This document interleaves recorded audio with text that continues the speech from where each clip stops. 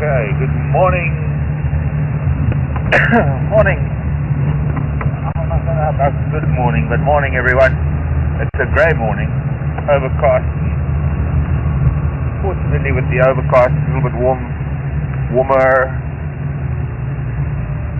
than it has been most mornings. Welcome to Thornybush, and welcome to our live drive this morning. My name is Mark. Brian on camera. Dave's low back in MT. Hope you're going to enjoy the morning with us. Oh, it's already getting colder, just moving down to the river. Well, naturally, the first thing we're going to do this morning is go and catch up on the lion and see what they've been up to all night. See if they have any other, if they've continued feeding on the giraffe, see if there are any other animals around attracted to the smell or spice of it.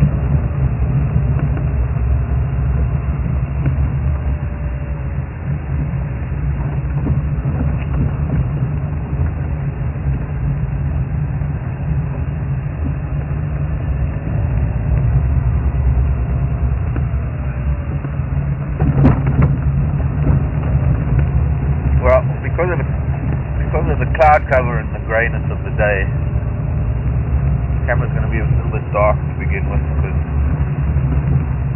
the sun's not going to be very effective to begin with. At first.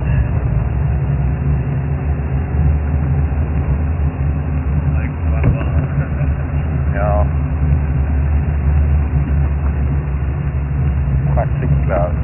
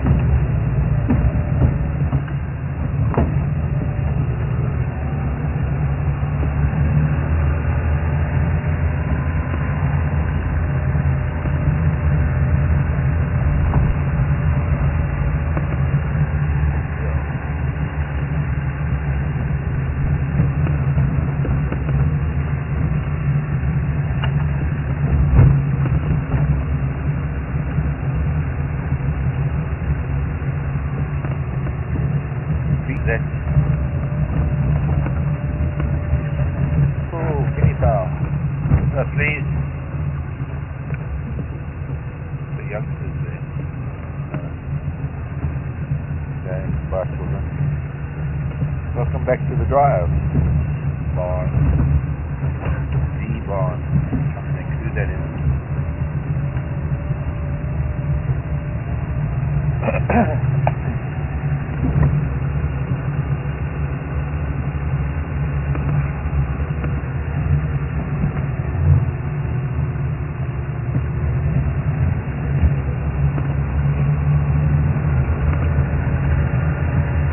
Before we go up to those lines, I want to check a little further along this road.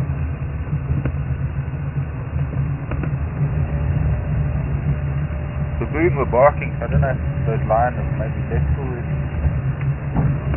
Yeah. Oh, there's a nyala drinking. Oh, no predators around if there's a nyala drinking. Oh. Nice track.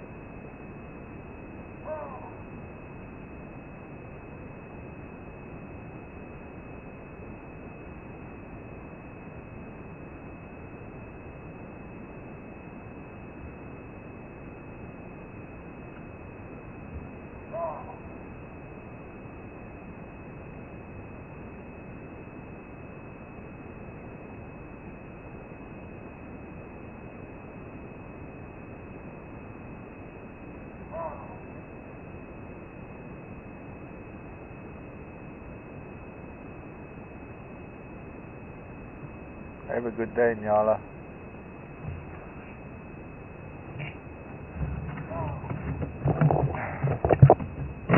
Yeah. I think maybe we ought to go.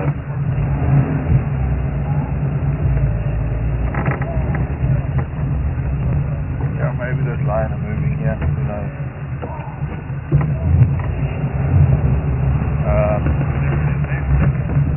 Well, maybe. Leopard doesn't know that there's lions. Instead of going up there and finding nothing there, just go this way round. No, we might have to do the fence line a bit.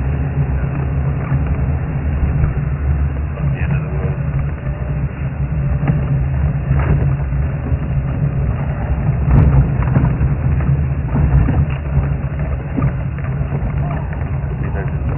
I'm sure they see something starting to get a little bit more intense in their barking.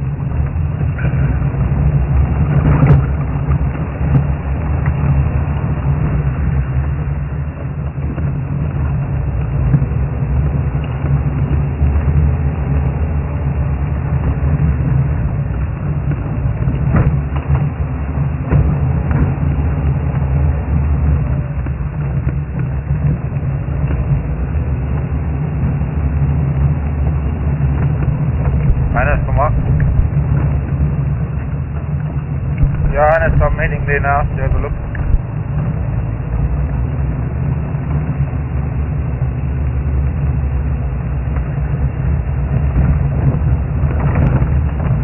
Okay, copy. I'll let you know in a few minutes.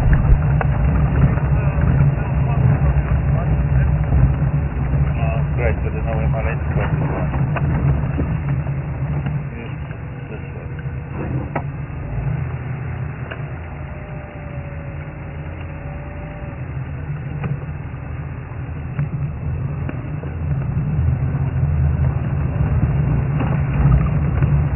There's a new rookie guide on the radio. Yeah, it's like he's too afraid to speak, so you can hardly hear him. Yeah, he's not familiar with the names of things. That's how it's pronounced. Maybe that was that rookie that was with John the other day. Yeah, probably. I don't know who he did. Do you know what his name was? Nope. I don't even know. I went over there already.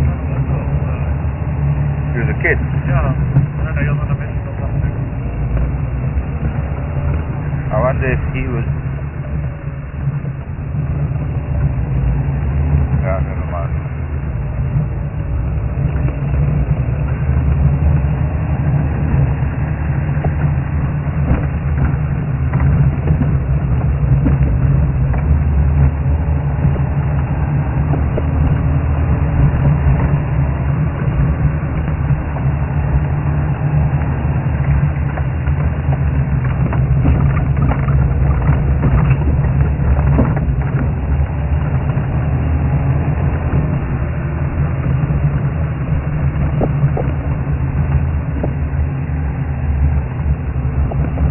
Driving too fast. That's why the road's going like it is. Yeah.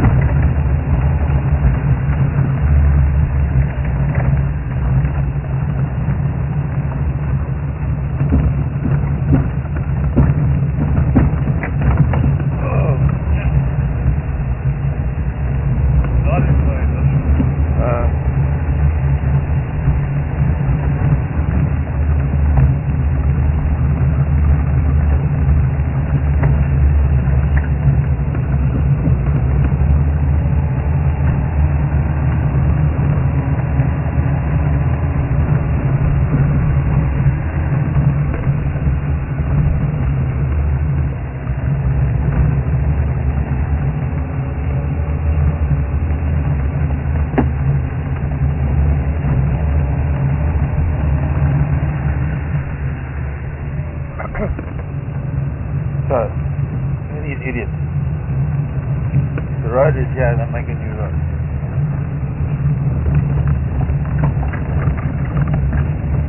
So, see what we can find. I see a lion eating on a zebra. There's one of them here. Last is the job, and he is.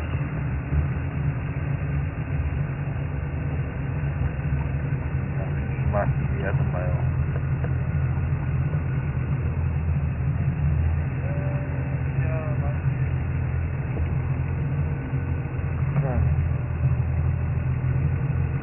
There's another one there. Another one at the back there starting to move. Now this is the youngster. All we can really do is turn this way a little bit, get a clear view for now.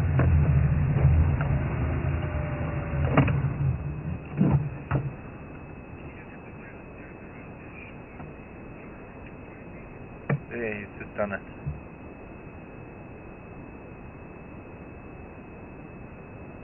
Grass in the way, of course. Well, it seems that they've eaten most of the hindquarters. Just the head and neck and shoulders and top of the rib cage. They seem to have eaten the entire hindquarters of it. What we will try and do, let him relax. I don't know what he's looking at. There's hyenas lurking.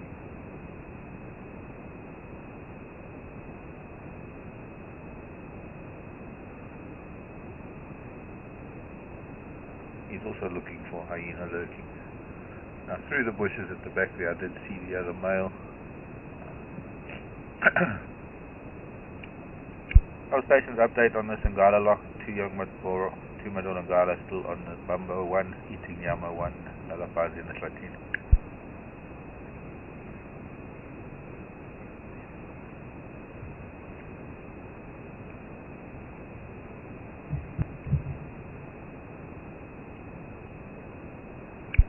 Drop in.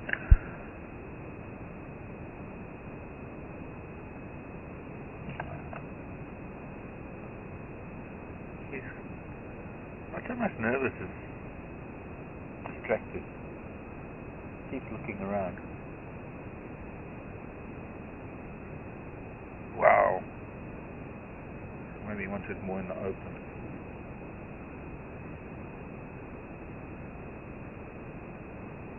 Wow. Power.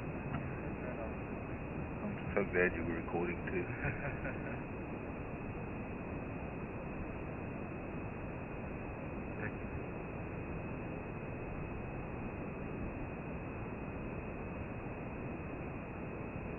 Okay, so let's move.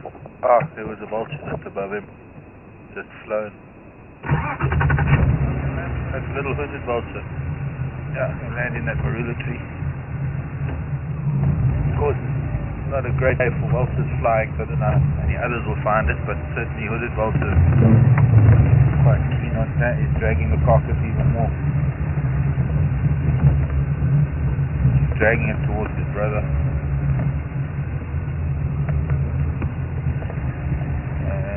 Going pretty thick bush. Just make slow movement, so this other lion's not too happy with me. You can see the other lion at the back there, through the trees.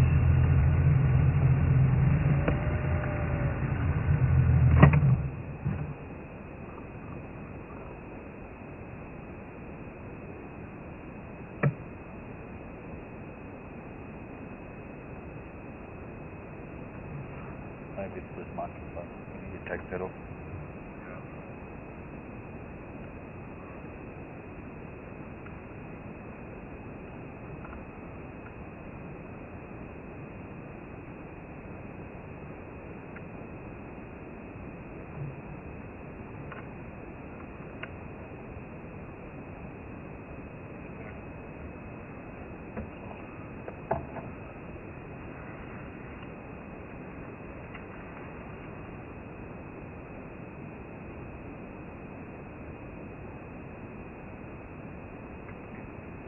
Now he's going deep into that bush there.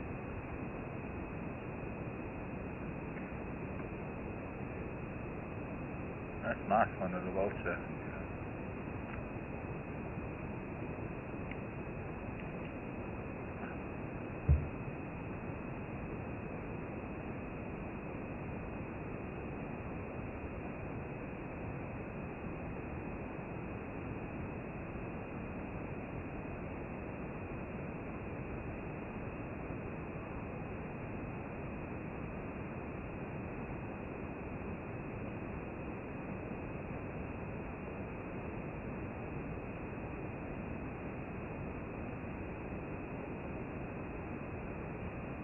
Still dragging it. Yo, it's going deep in there. Go forward a bit.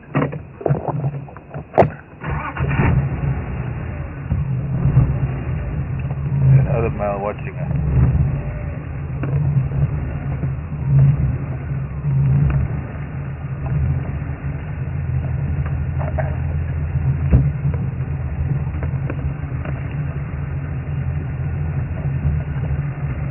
You can't even see him now.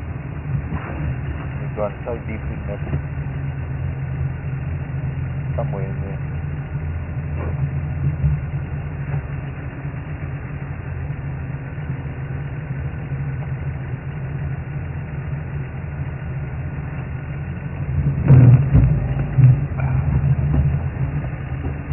He doesn't want anybody to see him.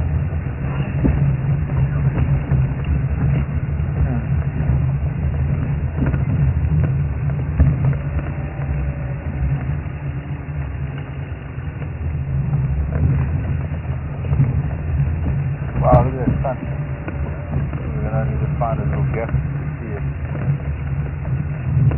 Popping through the gap in clouds.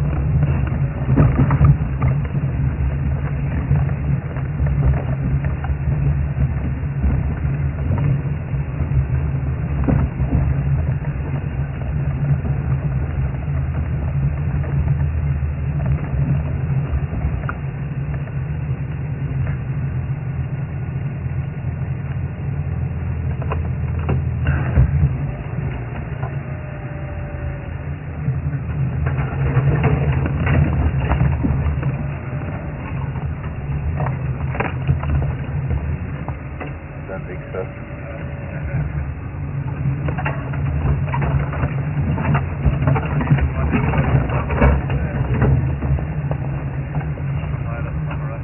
Yeah, probably.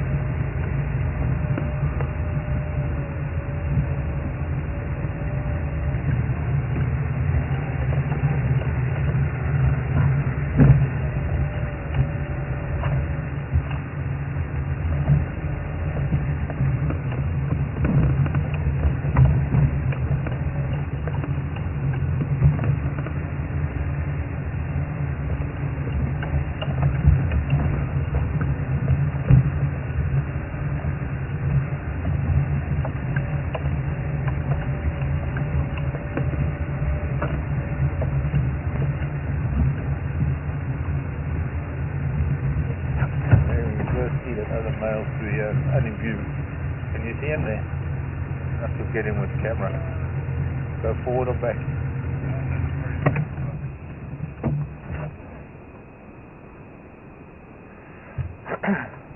Stations 1 young Madonna Doncedas Nyama into some Shatin. No visual of him, but 1 out of 5 visual of the older male.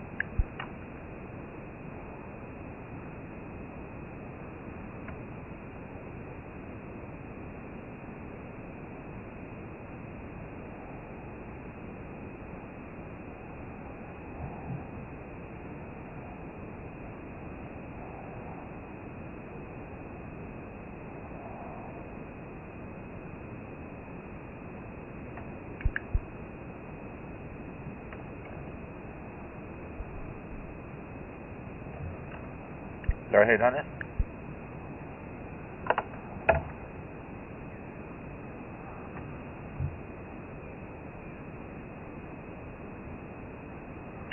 I've tried to have a look. I don't want to go onto the other side because the older male is lying there. I don't want to disturb him. But maybe from the northern side of that bush you could see him. But he's taking it deep into a thicket. I don't even have a visual. I can hear him.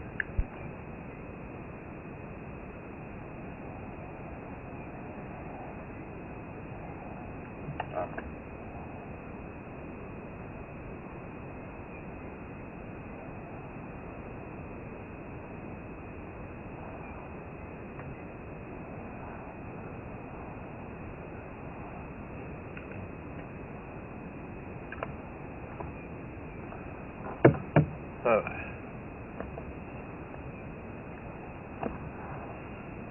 still at least another day of feeding on the zebra for these two boys.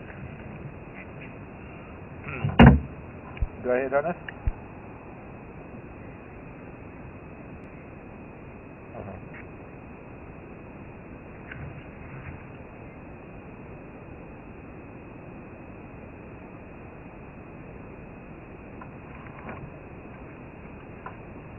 I'm just listening to the radio, folks.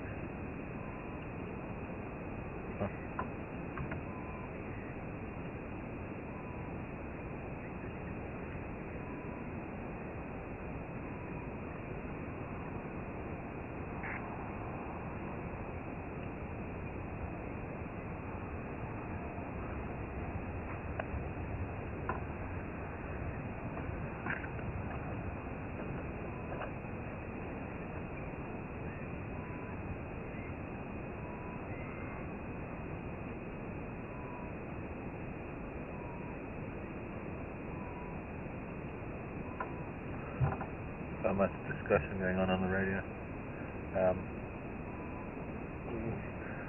Looking at those helmet strikes mobbing the vulture.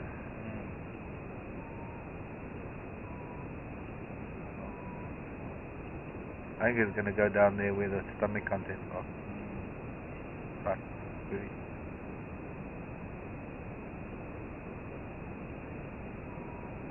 The elephant is still up north.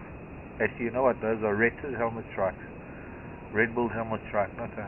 And there is, the looks of things, there's a scimitar bull there as well. That's just been following them.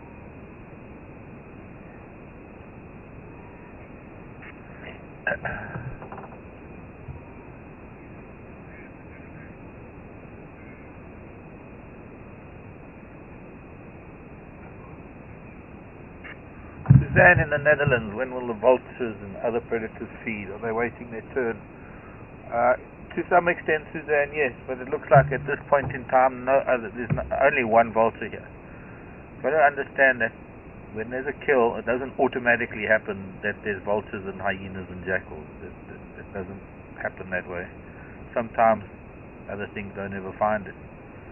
Hooded vulture is here. In fact, he's about to go down onto the ground to feed, sift through the stomach contents. He hasn't been able to get there yet because this other male was on the carcass right next to where the kill happened, where the stomach contents are. So right now it's the first time this hooded vulture is actually going to get a chance to go down. So we're going to just go forward as he's about to drop out of the tree. I want to wait till he's on the ground, and then there we go. Now I'm just going to go forward so we can see.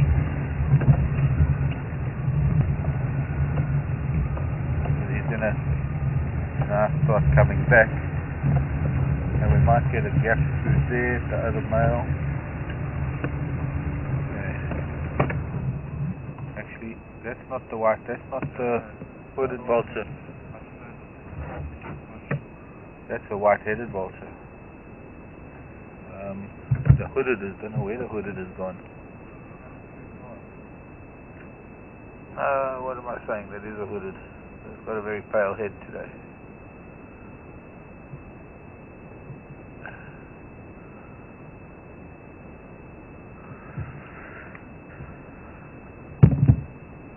Well, I'm confusing myself now.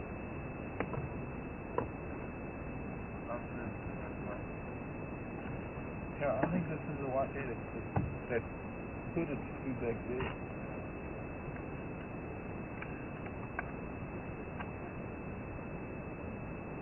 Why did it go? You moved too far. I didn't move at all. He's not happy with it. Relax, dude. I don't know, it's another male. Just growled it up. Started getting a little bit cheeky.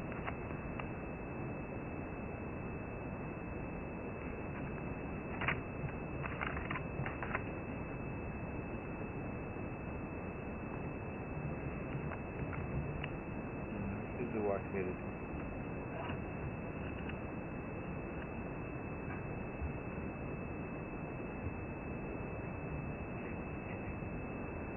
downwind as well. Am I not in the way?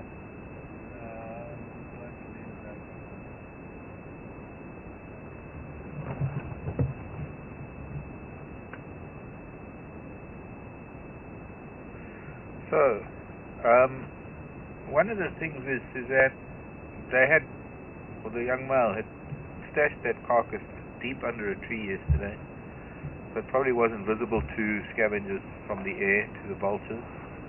And then, well, now he's dragged it deep under a bush. If there were any hyena here last night, they wouldn't have been able to get a chance to get there, because as long as the lion is still eating, nothing else will have a chance at it. Yeah, I can hear him right here. You can't see a thing.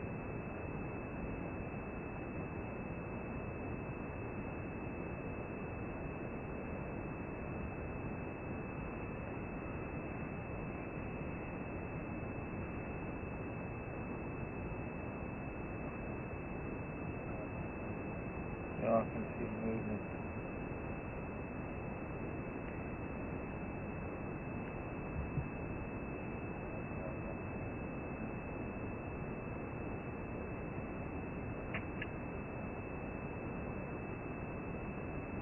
Off the vulture goes.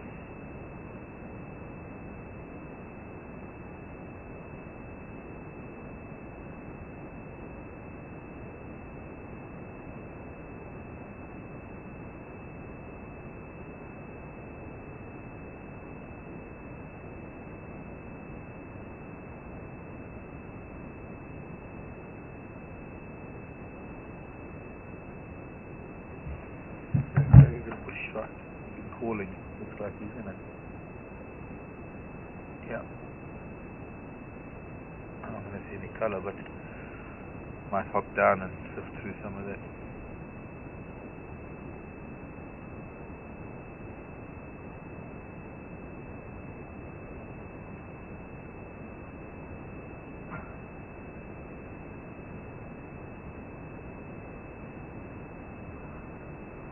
Well, that's about it. There's not much we can do here. I don't know if I should wait for Hannes.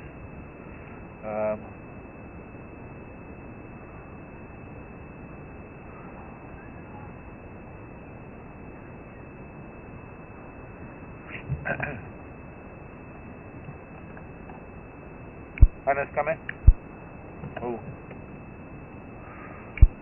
Hannes, I'm going to leave this lock now. That other Madona's not very happy with me.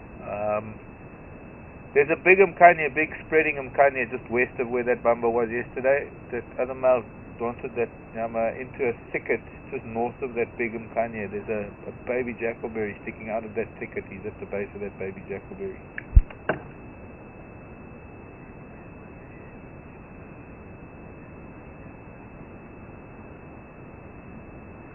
Yeah, it's on this road that's being reopened.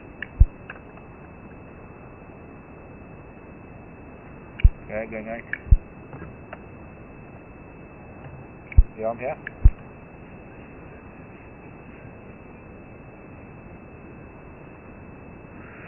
No, I think he's just edgy. I mean, he was fine. He's been lying down since I got here, but all of a sudden he growled and got up and moved away.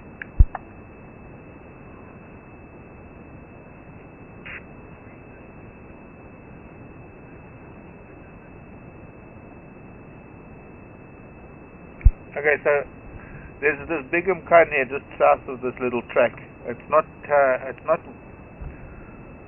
where the tracks were yesterday heading north. It's on this road with all these piles of wood. There's a big Mkanye, and then directly north of that you'll see there's some buffalo thorn branches that have been cut, and there's a thicket just north of that, a big raisin bush thicket. He's in there.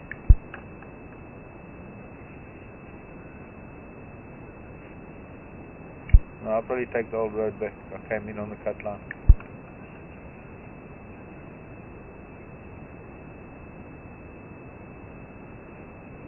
Okay, yeah, no, there aren't any tracks in. I haven't tried to go in. But yeah, I'll leave a piece of round leaf teak.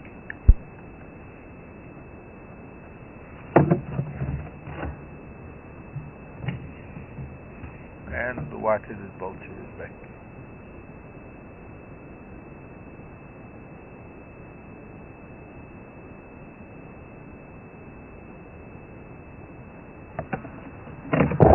Okay, let's go north. First, I need to find myself thinking of this piece here, but I don't know how I'm going to get to it without getting out. So let's just go forward. I don't want to disturb the vultures.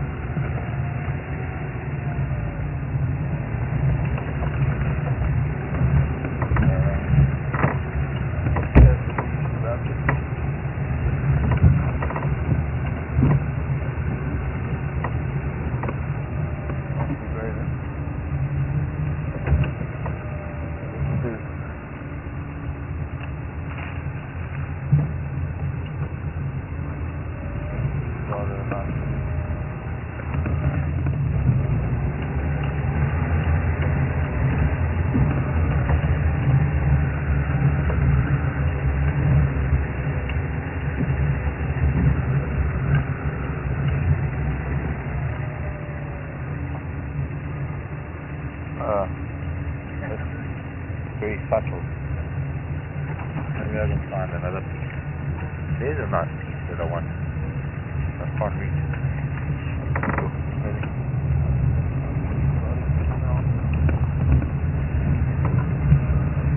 Find a greener piece.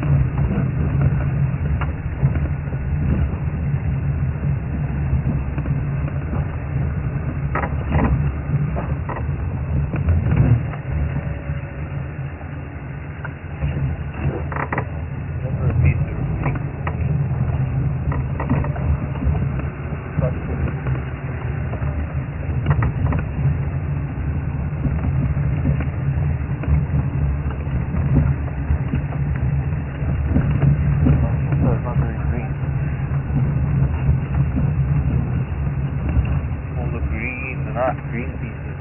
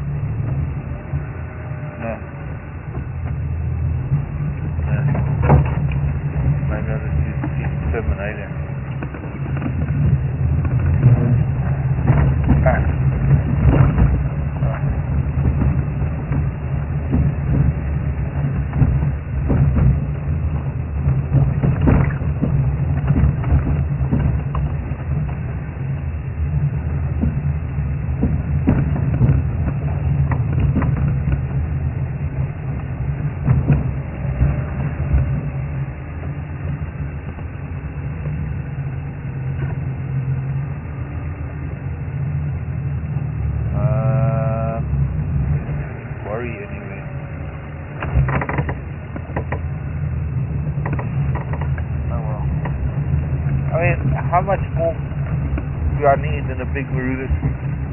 Stop at the Marula tree. Look northwest.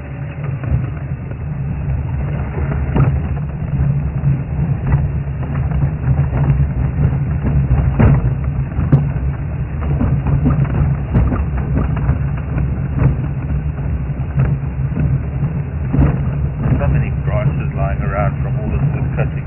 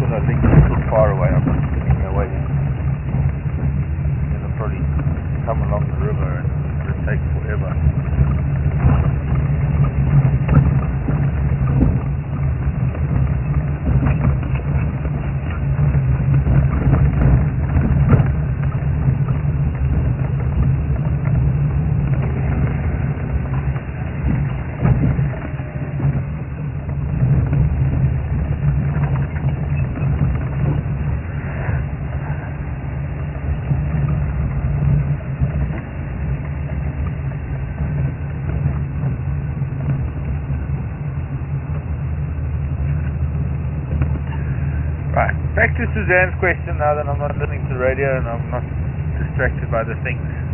Suzanne, you see the other animals like hyena and jackal and the vultures, they have to be aware of it. And, well, as far as the vultures are concerned, we haven't had good weather for vultures flying. Although yesterday midday I did see some vultures sort of in the northwestern part of Thornybush, because we were out near the Thornybush entrance gate doing some stuff yesterday.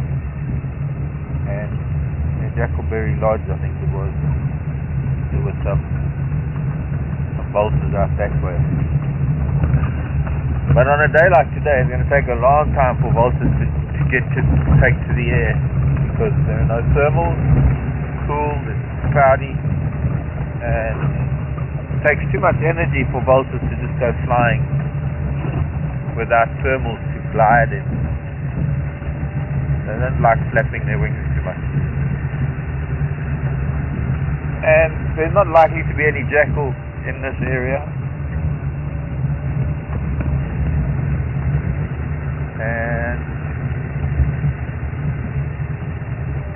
well, hyena, if there are any, we haven't seen them. I wonder what nice big fish. Morning, Impala. I should actually investigate that. I'll put one there. Big termite mound over there. It looks like a big hole. There's a nice kind of hole for a hyena there. And then they're not going to be able to do much with two big male lions guarding their kill. So it could be that they just went home for the day, hyena. They'll come back later tonight.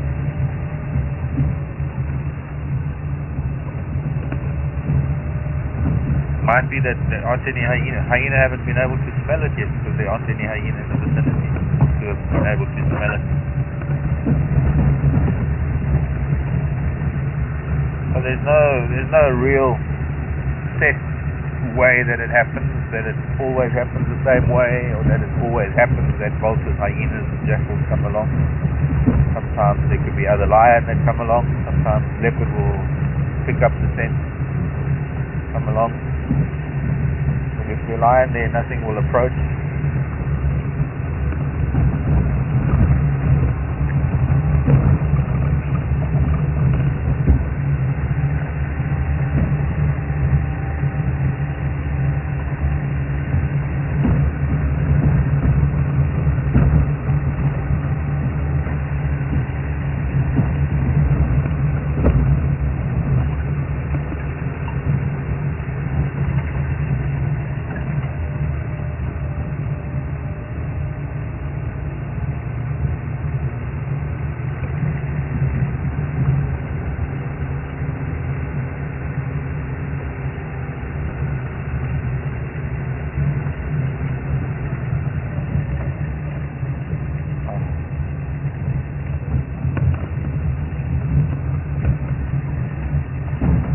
Different elephant sightings, both of them up north, where we can't see them.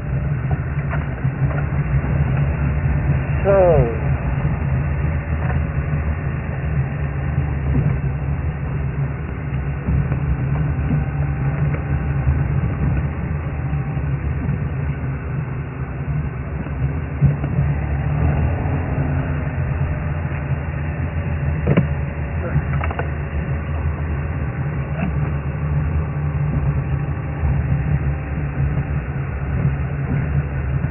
maybe they'll move south by the time we get up there. In the southeast, it's up in the northwest.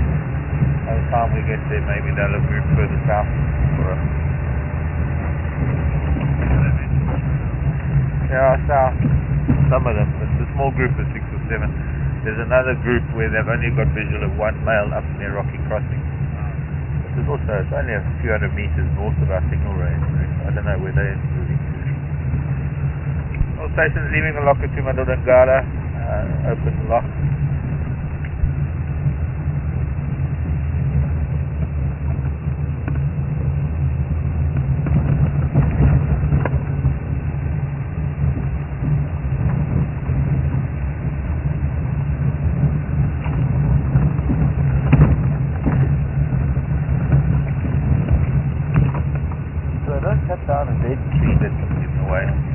cut down all the green stuff.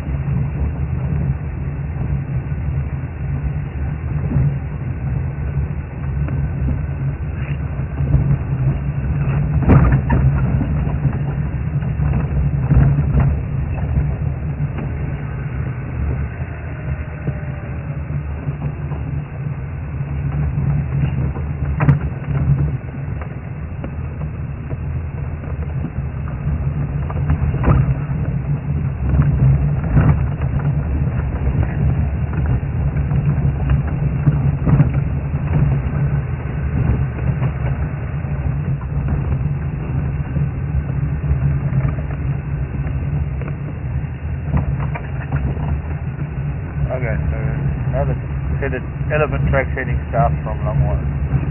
One set of leopard tracks, it sounds like our Malawan female that Craig's going to be going to look for up on Cheshire North. This is not far from where we last saw two of the boys.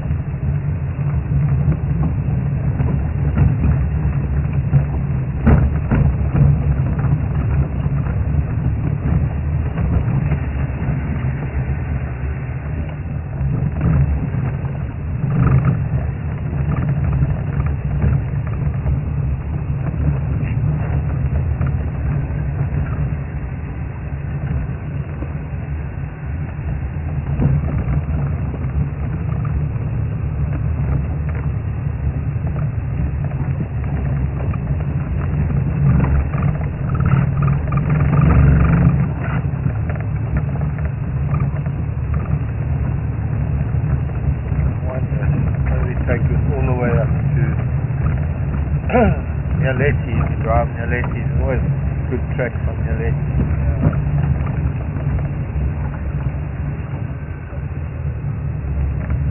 Pardon? What's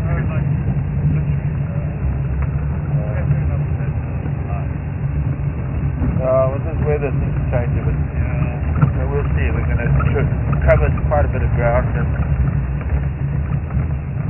find something.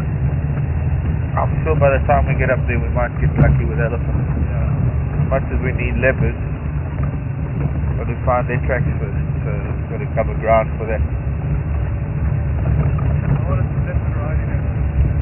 Okay.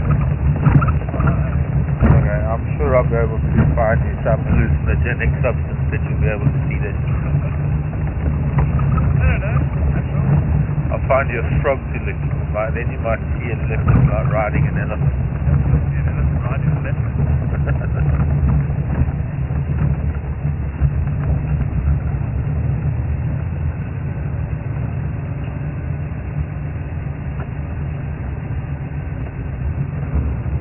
Grass track.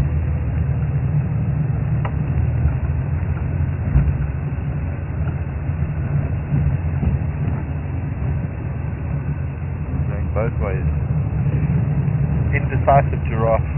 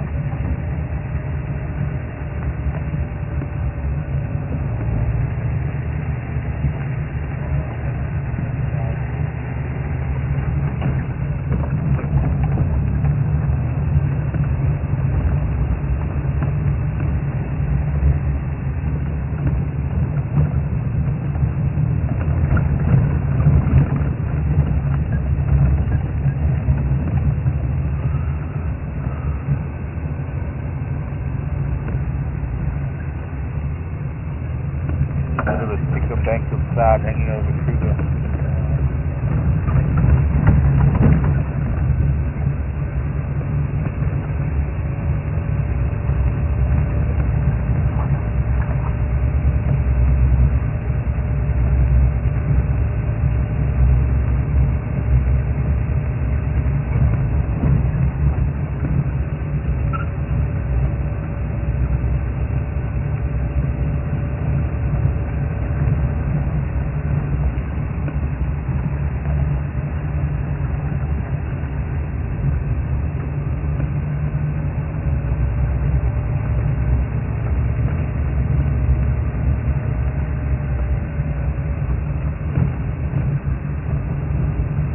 What we got on Nyaleti Road.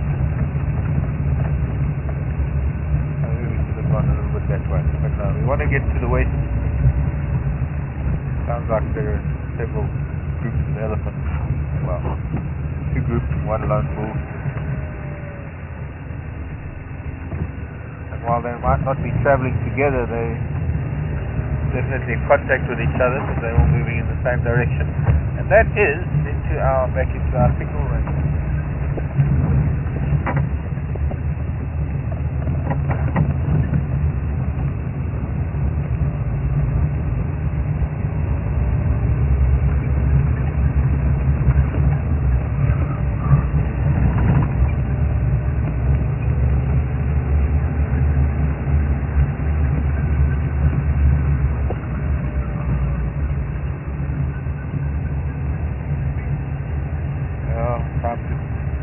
out the Q20 again.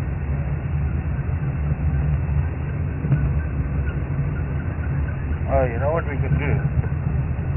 Go to Royal Malawan and put it on top of the pit later.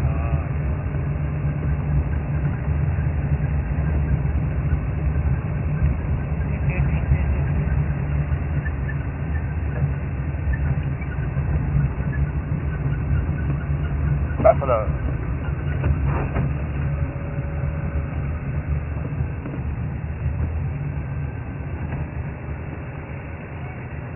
Central Cut Line Rocky Crossing. Oh, and there's two more buffalo there.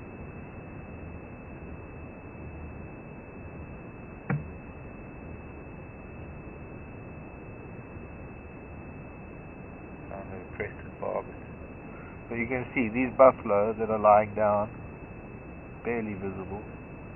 That's what animals are doing today. And if an animal as big as a buffalo is just looking over the tops of the grasses lying down, we're not going to be seeing much today. So, not disturb sleeping. Let sleeping buffaloes lie.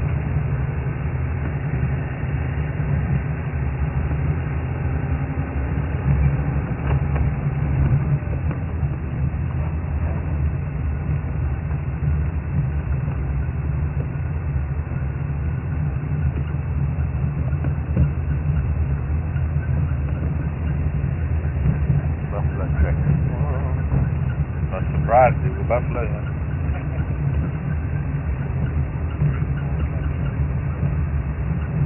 Silver.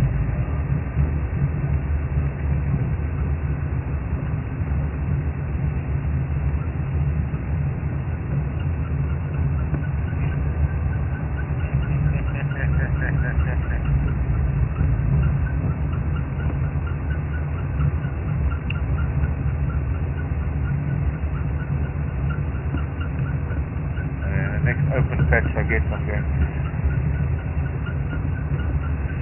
stop this week.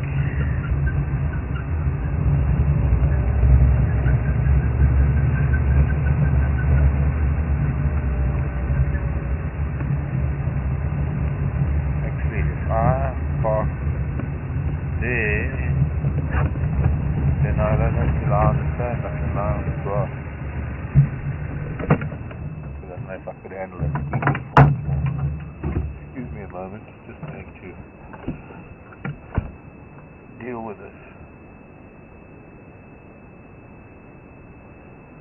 Super multi-purpose lubricant.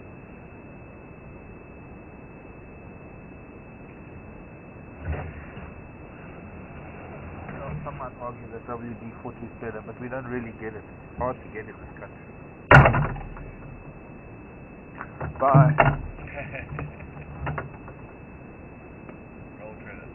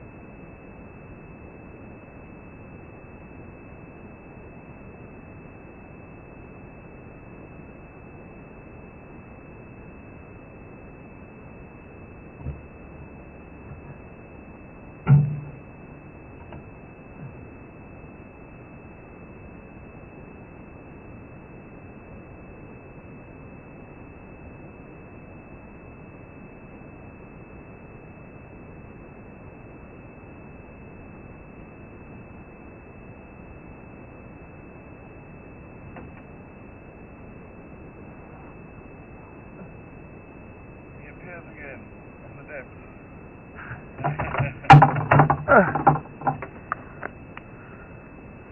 Full of oil now. Yeah, it will help. Um,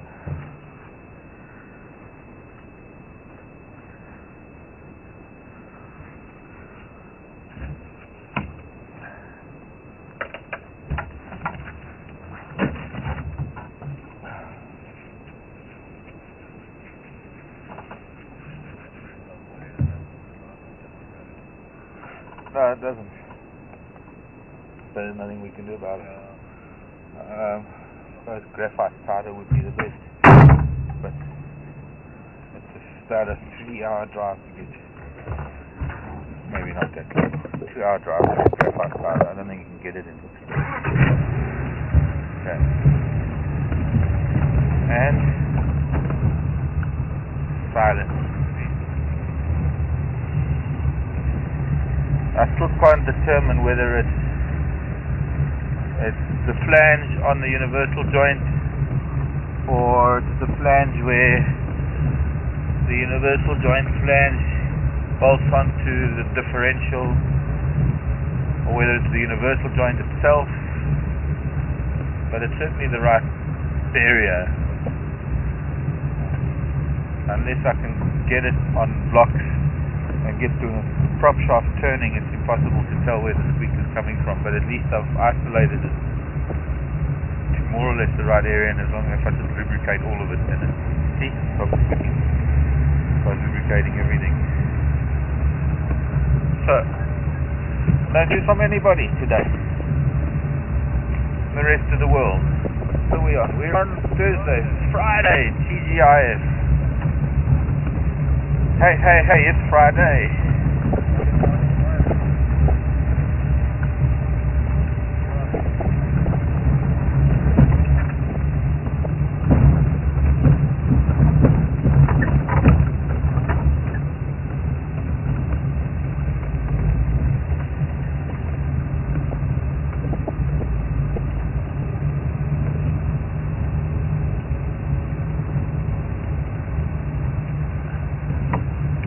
Back to 6. I don't think so.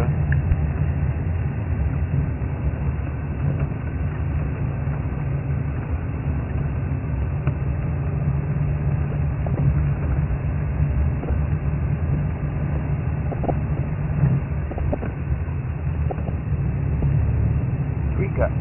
That's a raw activity.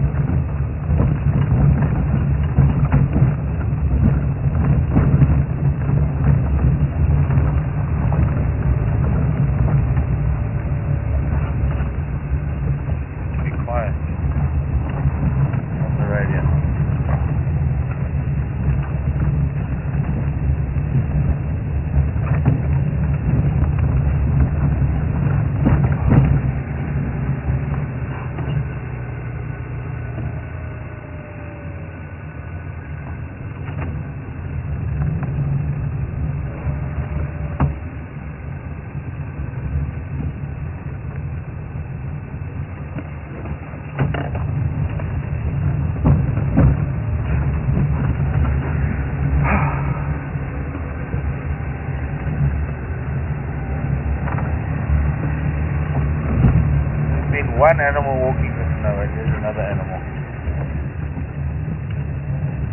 Aha, there's leopards. Other one.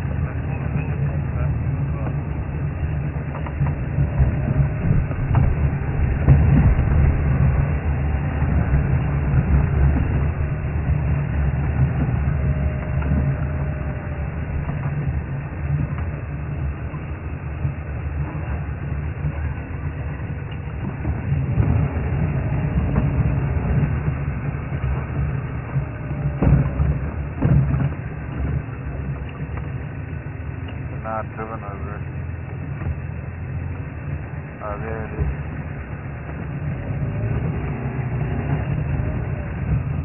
Gas past.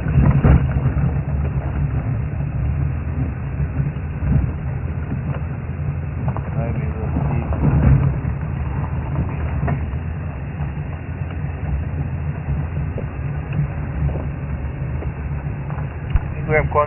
heading east on Yaleti.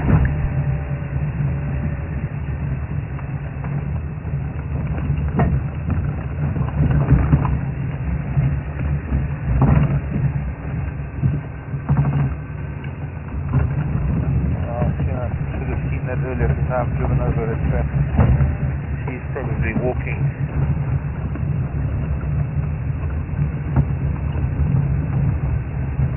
We got up or down one of these roads. There's track still there.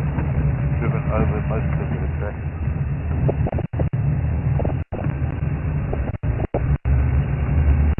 Maybe it's gone down Dombaya.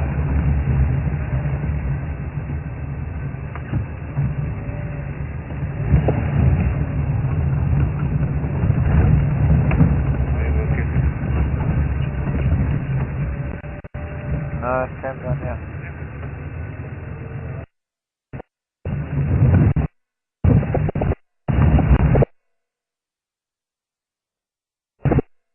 Squeaking again. That's a grain of sand somewhere. It's too late, I'm busy on leopard tracks now. Excuse me, Dove.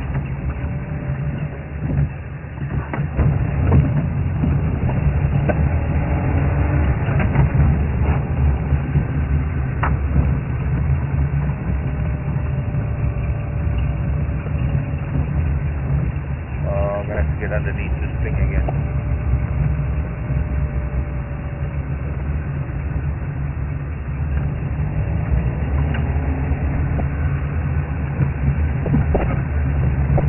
Pardon? I've got a question.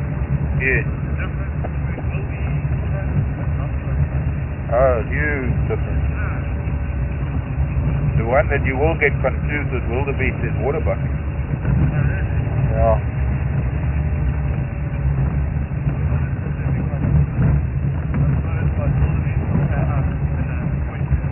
Yeah.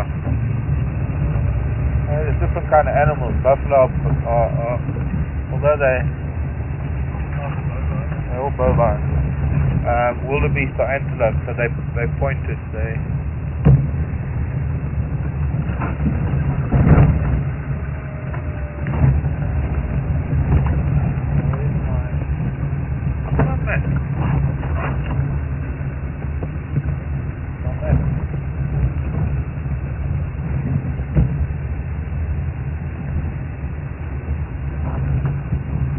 There it is.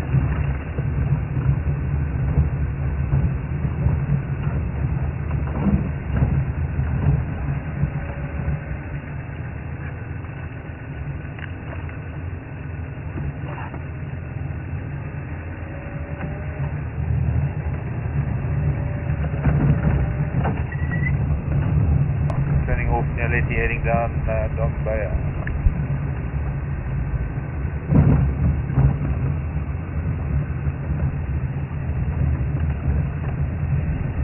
Where are you catching? I know you're not far from us.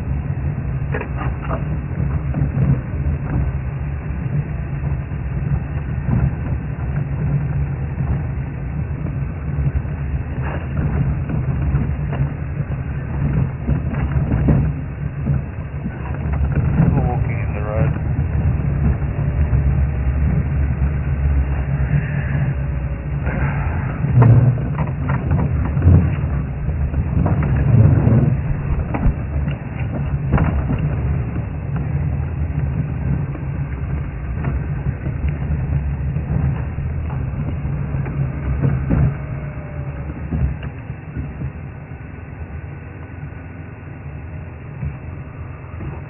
Morning.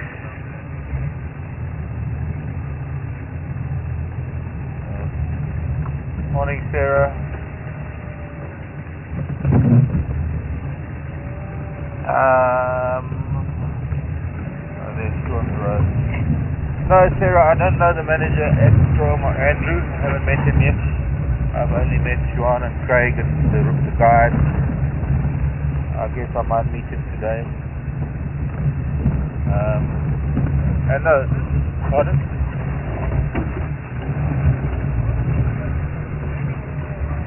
Yeah, no, dude, we're on leopard track. Waterbuck and a baby. Okay.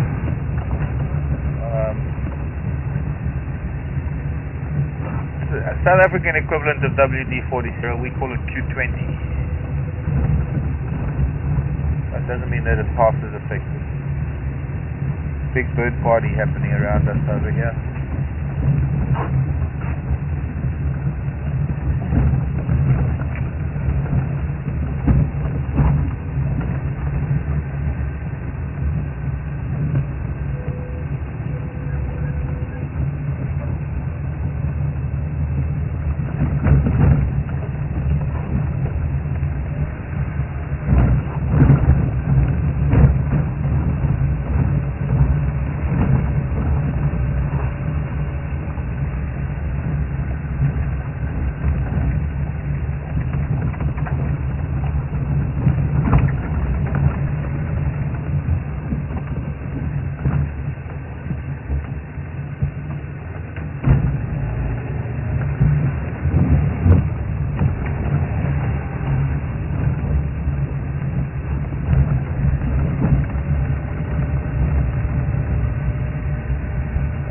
Getting closer to this cat. Come on, cat. Get used to that thing.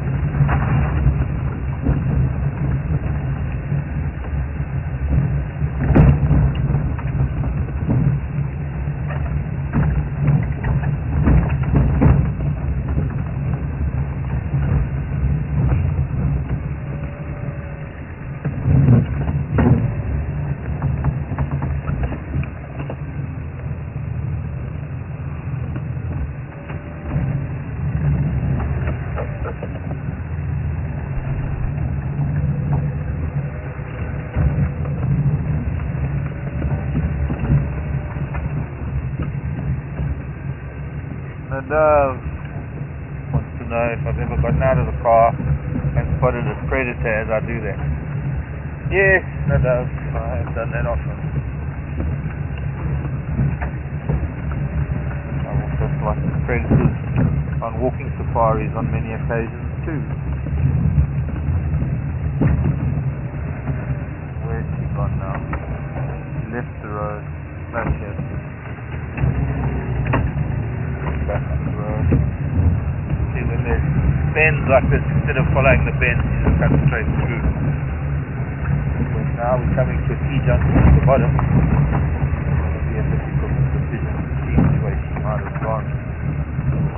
If she was coming from the west or these are the leopards that were up on south the other day. You know, to get an idea of who there is as we get to this junction. We've got one there, only one further.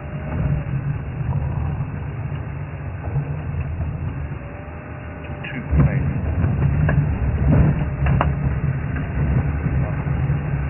Now which way did she go?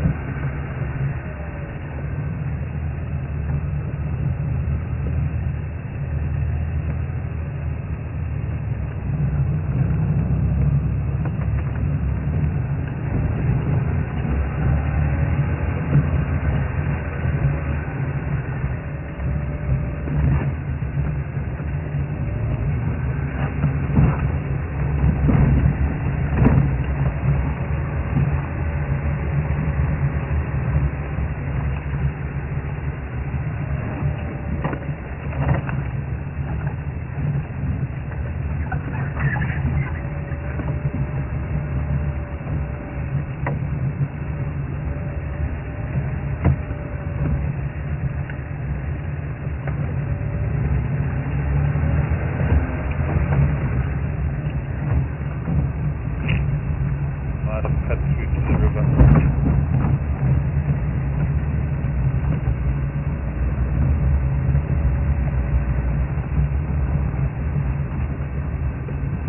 Craig, come in.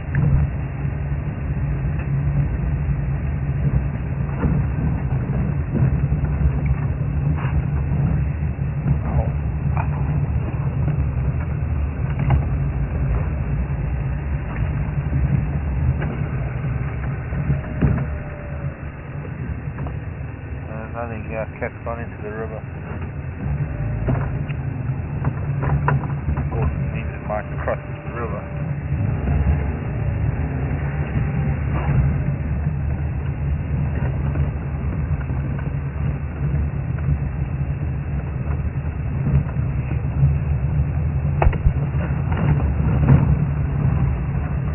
Let's come in.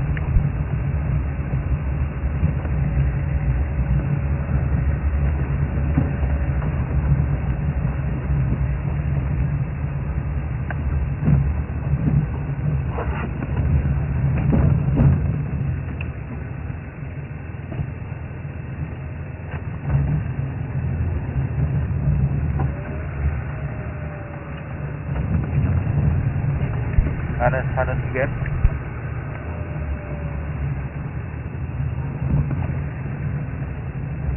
Hannes, when you leave that in Gala, could you maybe check Hamakop look for Ingwe tracks, please?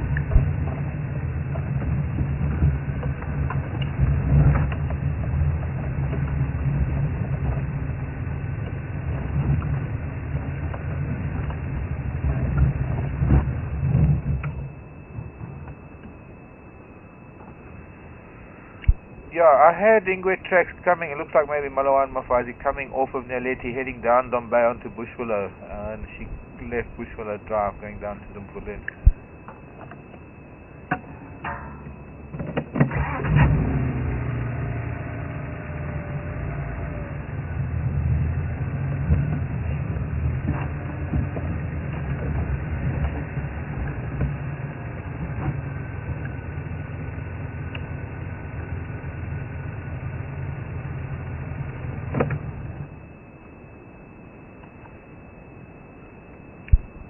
Are you anywhere near that big spreading Mkanye?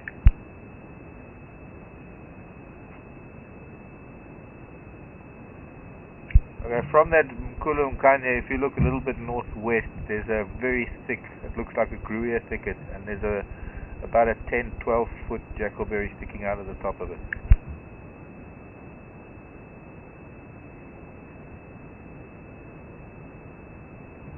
Yeah, firm. And that Yama was at the base of that.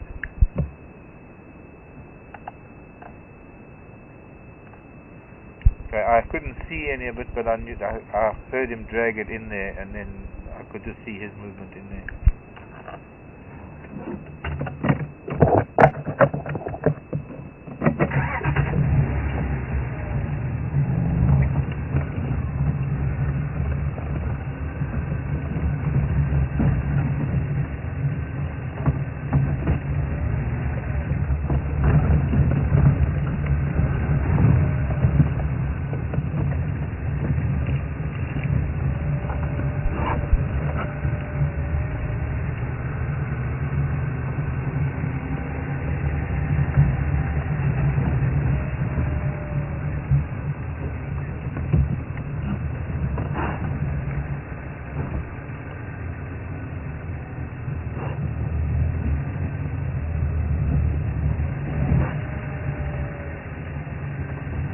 Okay, I got this. Hello, Leanne. Morning to you. See if this leopard came out here somewhere. Leanne is asking. Yeah.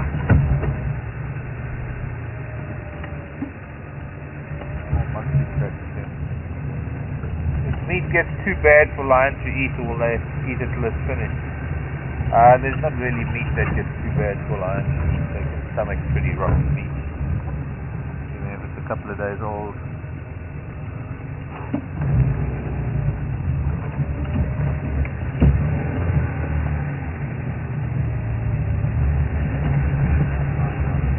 Pardon?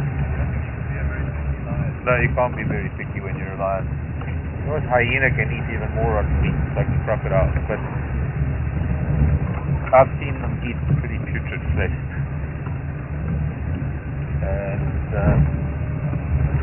I think this leopard might be in here somewhere.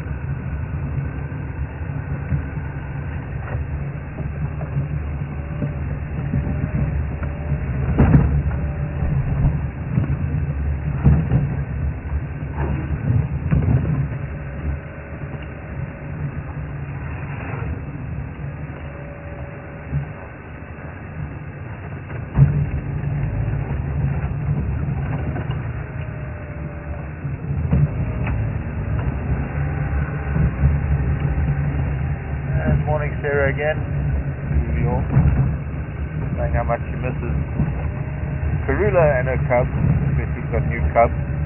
Well, you know, Sarah, there's some giraffes. This Malawan female that we know of, she could become the equivalent of Karula. She's got her boys that she's looking after, and then she'll be getting new cubs next year, and if we were to be here, it would be something similar. More giraffes over there. Two of them sparring by the looks of things. We have seen these boys before.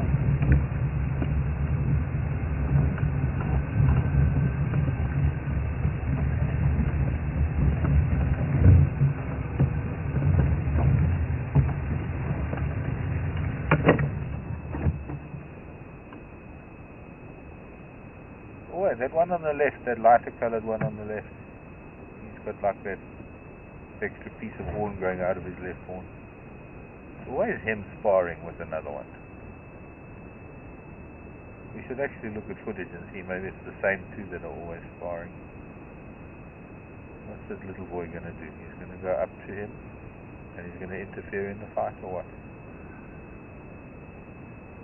Does he want to get his butt smacked? Ooh, I heard that.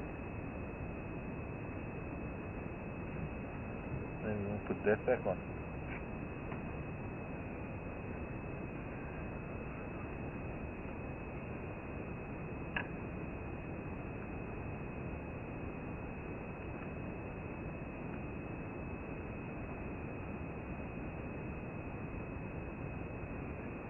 Ooh, that hurt. And that. Oh, got him in the chest.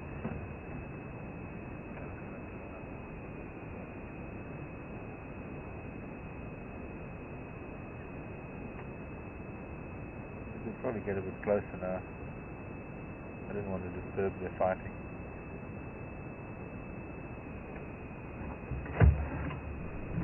Oh, he's put volumes up now.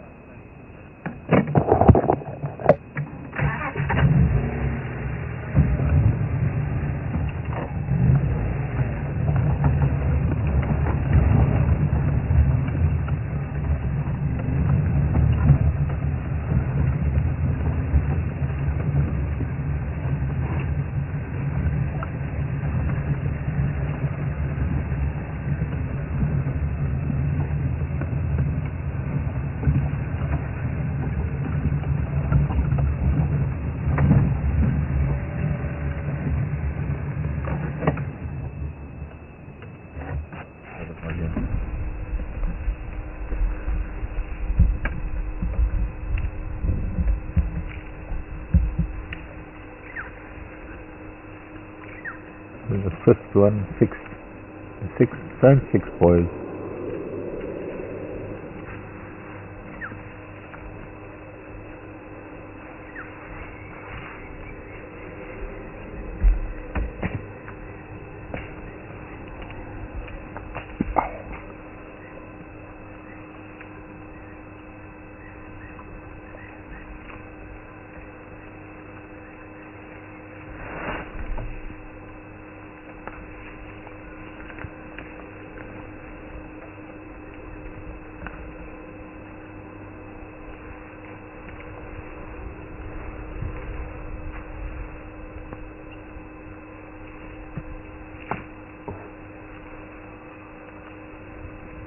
Ooh, that was right there on the breastbone.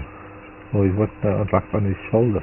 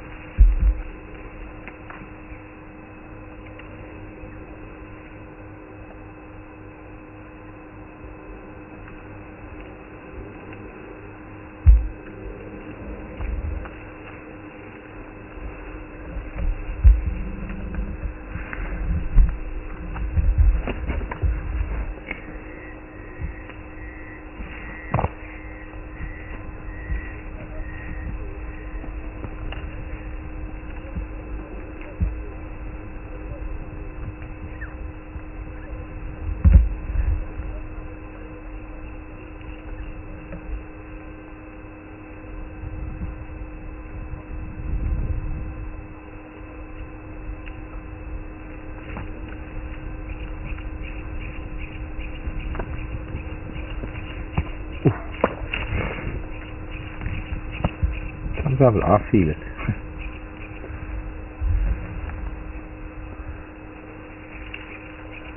Other bulls just feeding casually.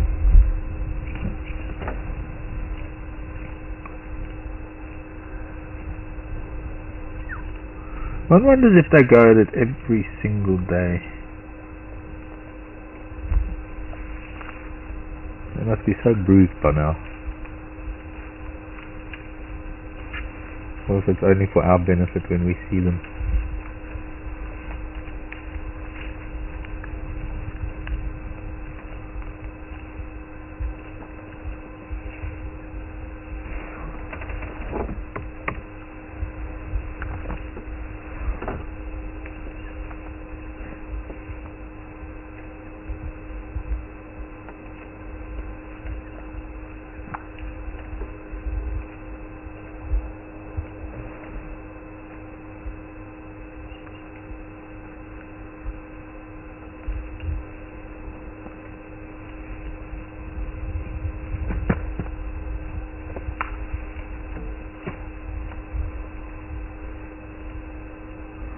Now this one lifts his front, that left arm of his, lifts it as to block.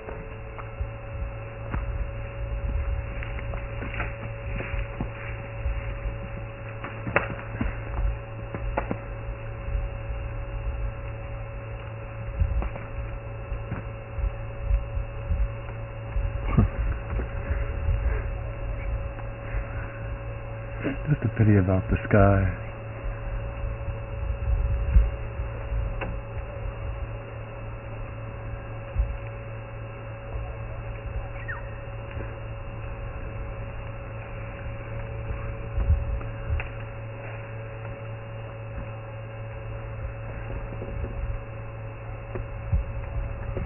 The worst message anybody can get on the radio. Oh, now he's making excuses.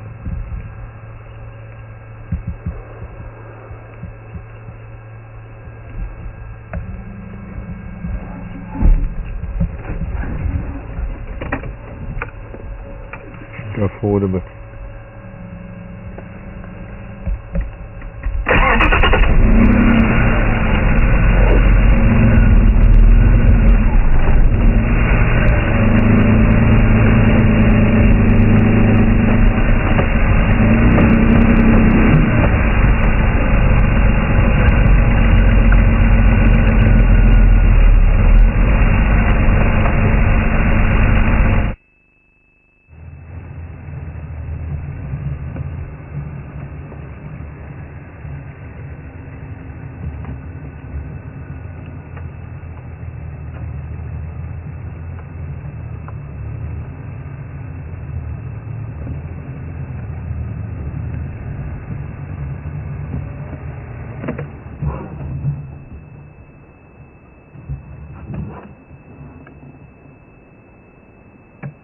I see what his strategy is. Tries to lift his leg, catch the other giraffe head underneath his leg, underneath his front arm, and then punch him in the opposite shoulder.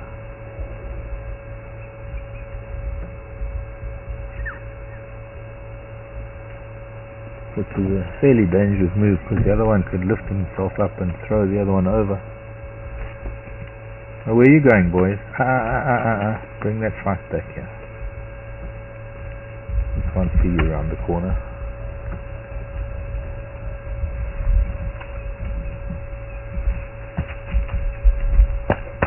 Ooh! Ow, that was on the wrist.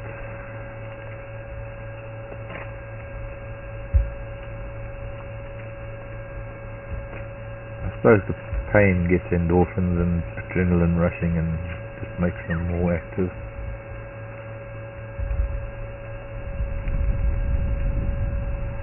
Got to feel some of that. Yeah.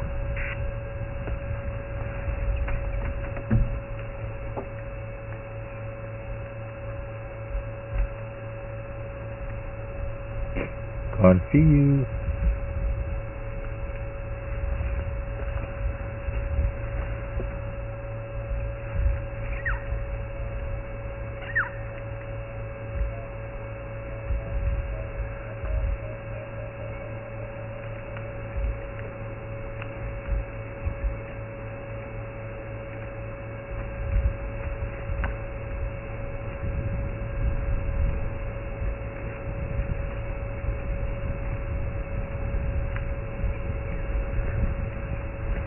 was hoping that I'd hear something, alarm calls or something from this leopard moving around.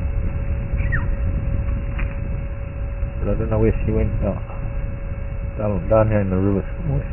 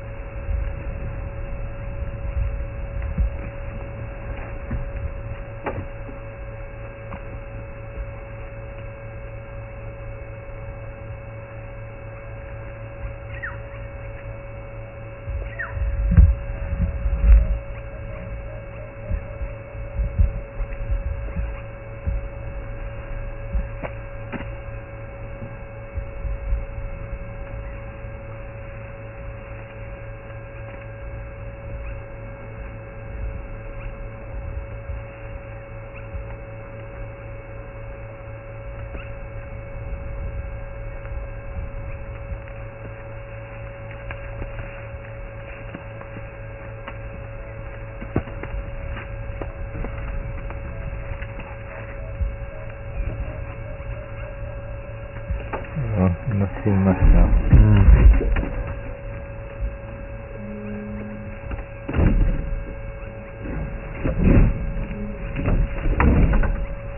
Come on, roll forward. No, I'm gonna do it.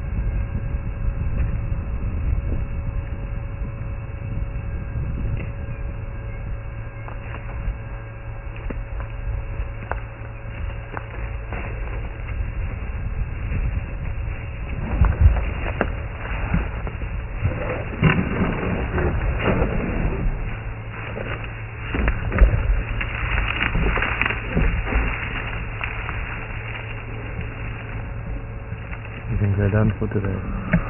Well, they're going to carry on over there. The rest of the bachelor group's moving away, so I think they're just going to catch up, unless they're going to play in the sand now.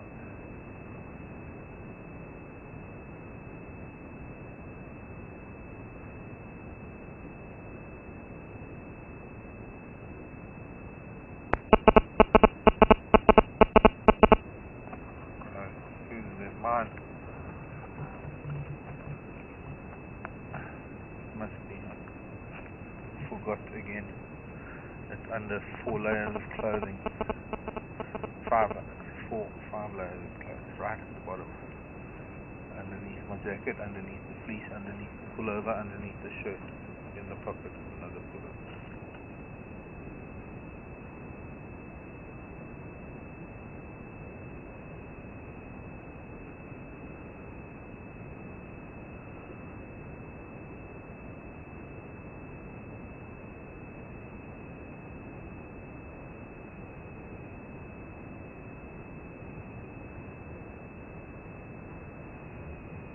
Okay, thank you, Giraffe.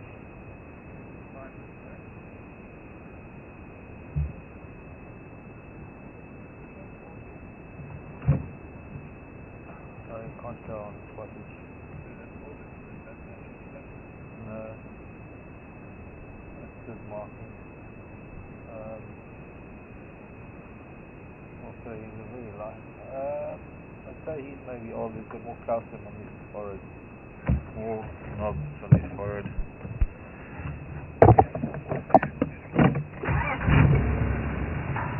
Sudan in the Netherlands, are they playing? Wanting to know if the giraffe are playing. Well, not really playing. They're sparring. They're practicing. It's like in a bachelor herd, it's how they sort out their differences. I think those two boys are fairly evenly matched, and they're still trying to establish some sort of hierarchy with each other.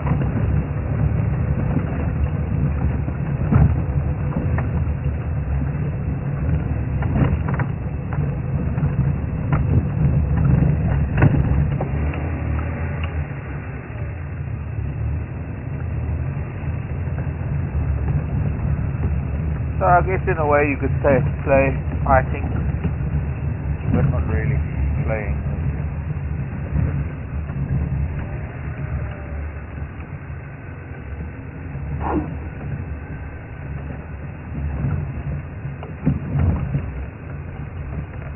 Practice. There's been a vehicle here.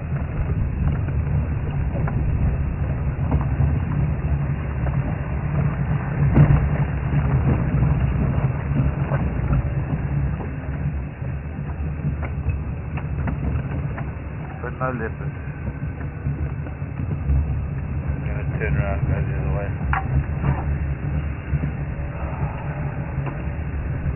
I think she's crossed the river. Maybe.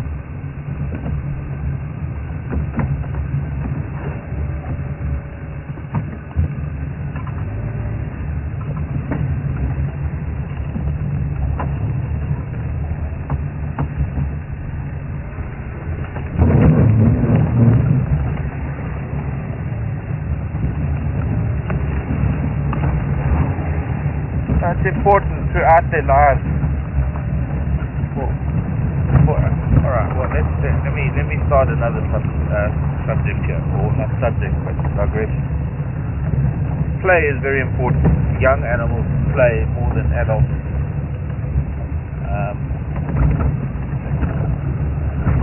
But being adult giraffe, I don't think we could really call it play. On all young animals, their play is behavior that they would need that kind of muscle or action or activity for when they're adults. So when they get to adults, it's not so much playing as much as it is a little bit more serious, in that these two boys have possibly been sparring for most of their lives. I mean, they're probably in their late teens, maybe early 20s. And I guess they just can't quite sort out who's stronger and who's going to be more submissive, because that's what play essentially does. And it's important for all males to engage with other males of every species, because at some point they're going to have to compete with each other. And when they spar like this, they get to know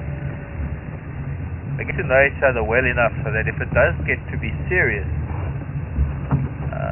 hopefully they've sorted out their difference in the past. There was a virtual kukul sitting in the open and flown away. I'm hoping it stays. There's another one further up, but we've got to get through this tree first. That always blocks.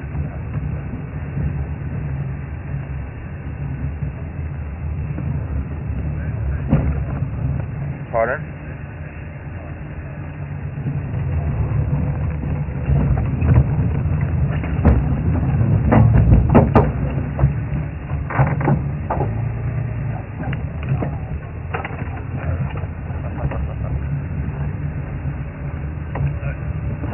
No sticks.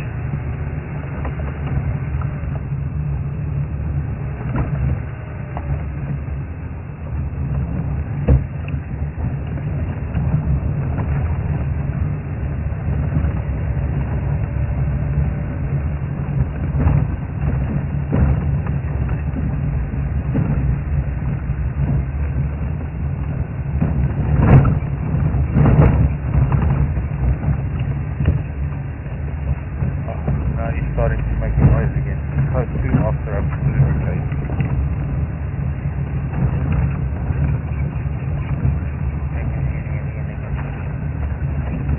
Drive a person up the wall.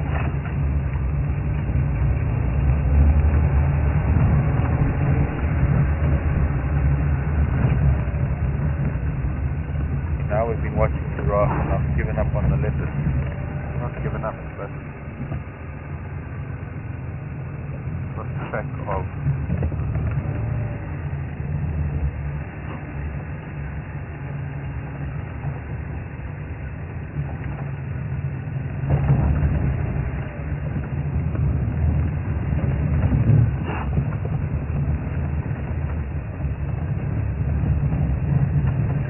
monkeys there. Far further down, going to this riverbed.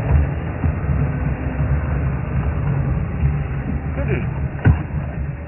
Hello, Mrs. Hey. Kudu. Yes, I'm looking at you, so now you can run away. No? Maybe if I don't move, you won't see me. Oh, you moved, girl. I see you. She says, I don't care. I'm hungry.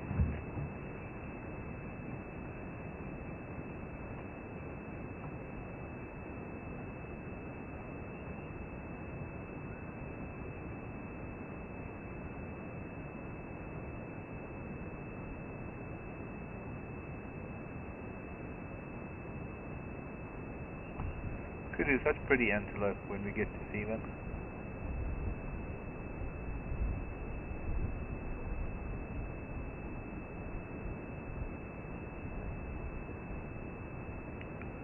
Bye.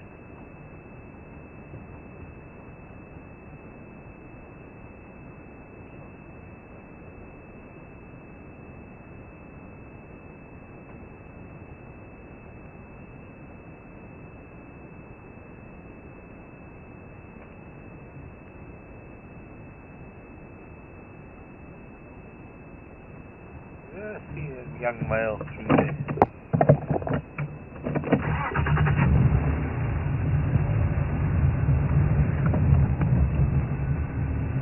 Nobody's driven yesterday, well that's good.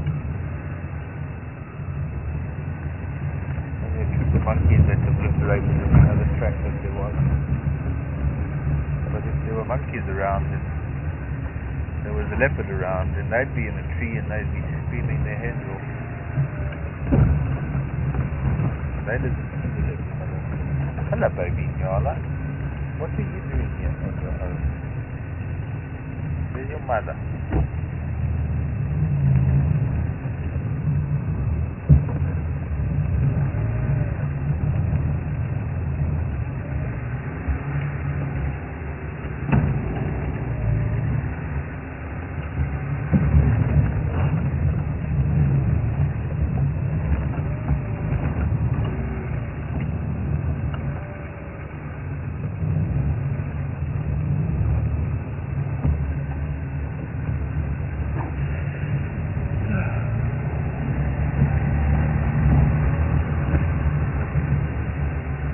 Oh well, lots of leopard tracks. Well, not really so much I lost them, as much as she left the road. She didn't come back onto any of these roads, so I think she went into the river. And Hannes is going to look for on the other side of the river, so he's still there. Didn't come this way. Could go the other way. Ergo went straight.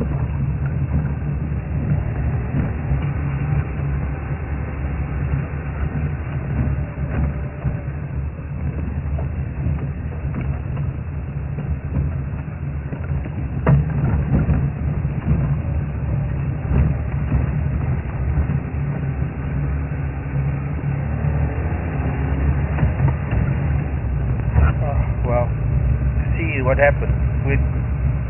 It's the story of my life. Went up the wrong road this morning. We'd gone up 2 roads further west parallel to that road we went up to Nyaleti Road on. We might have bumped into her. It made us do a huge detour and left us one of the best roads to travel to go north. But then again, maybe we won't do that just yet. Maybe let's go up Data Road. No, we'll go up this one.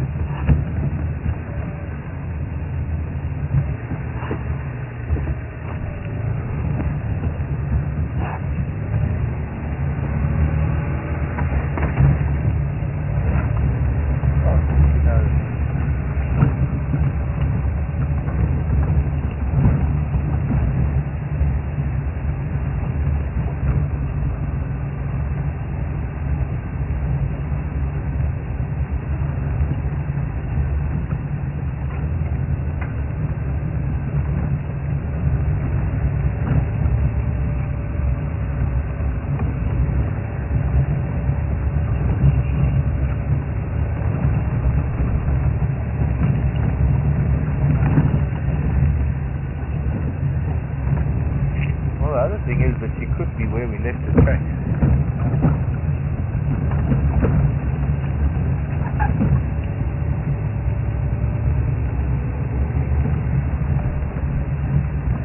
Okay.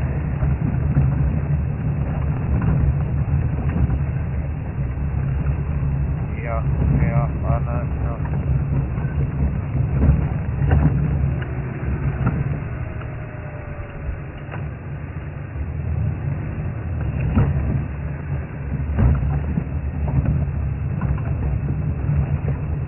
Hello, Phyllis in Los Angeles. Wanting to know if giraffes sweat. I have no idea. I really don't know, Phyllis. Phyllis saying looks like there were darker wet patches. There, the monkeys up ahead.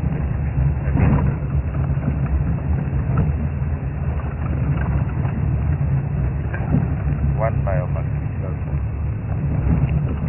Phyllis, not really sure about giraffe sweating. I don't know how I will ever if I could find that out. Never really thought of it. There's a whole troop of monkeys here.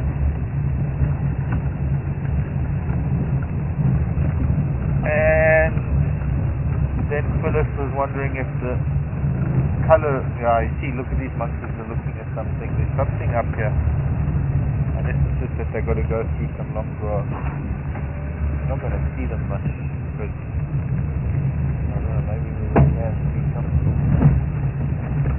When they've got to cross grass like that, they do tend to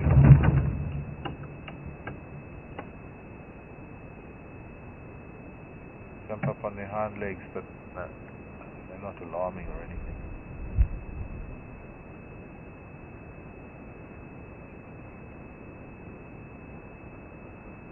Some of them were looking, standing up and looking. Eating resin.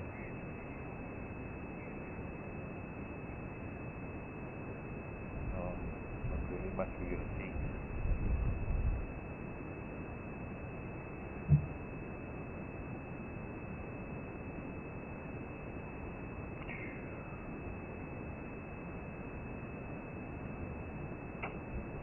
So, giraffe colour has got to do with genetics, not so much with age. To some degree, Phyllis, it's age. Giraffes do tend, males, generally speaking, they tend to darken with age, but it's not a strict rule, and that one seemed to be a much lighter giraffe, and he's not going to darken with age.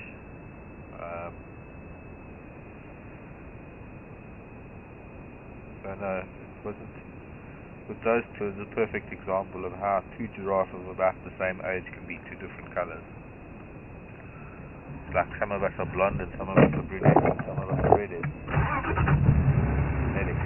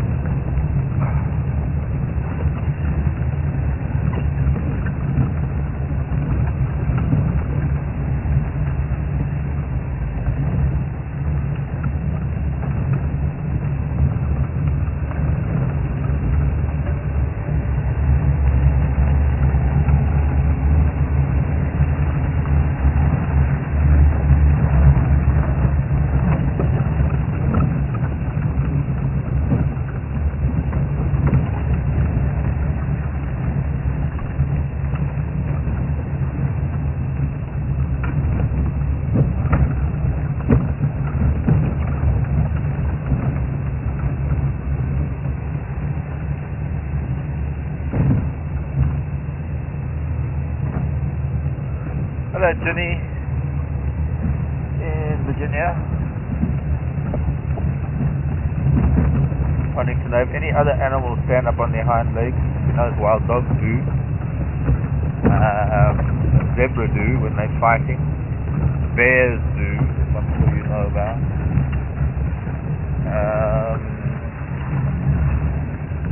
Of course, all primates do when they're looking. They need to see over the grasses, or they need to see distance. Gerenuk stand on their hind legs to feed, but we don't have Gerenuk here. Only get them in Kenya, north of the equator. And what else stands on their hind legs? Of course, all the mongoose species. They all rear up. And I guess I'd have to think about any others.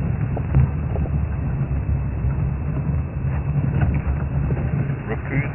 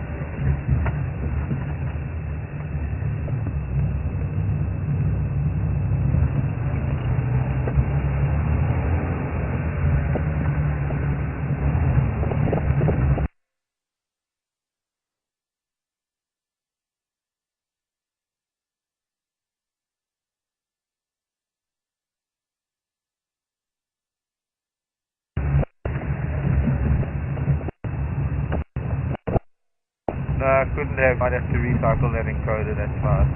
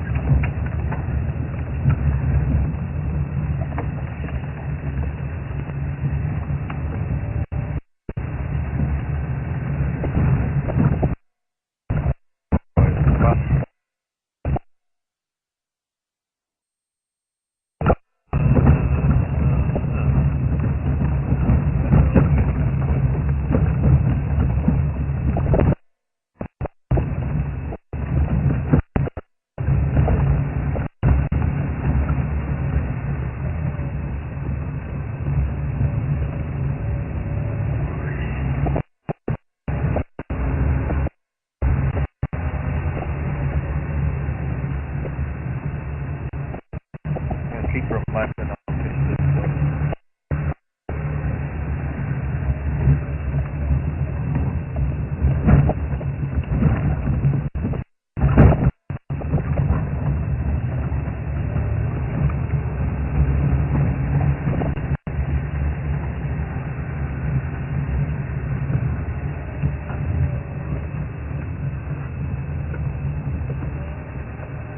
Here I go.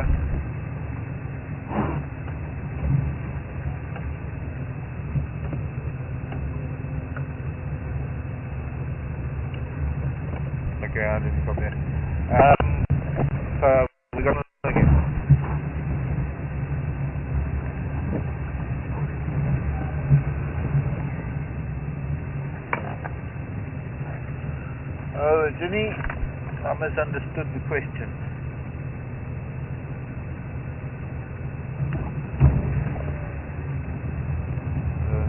Hang on.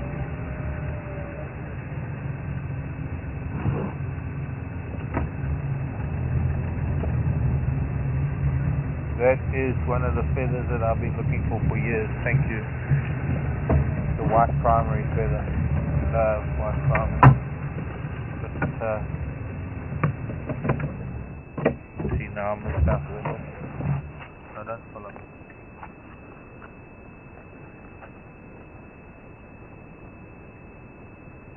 Oh, I love it. Thanks, Brian. Now you can bring the camera. One of my favorite feathers. There are only two birds that have big white primaries, and this one, not even a fully developed feather. Hang on, I'm just listening. I love these feathers.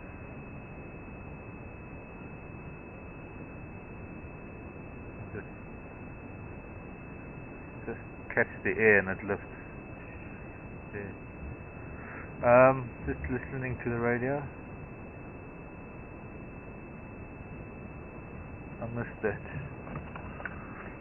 The last station, please go again with that lock for that Colombian law.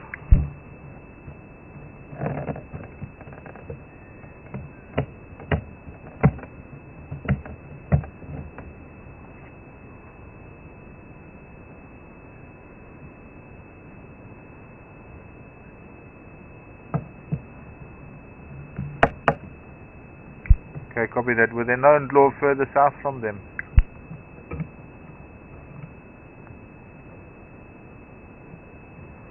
Go ahead.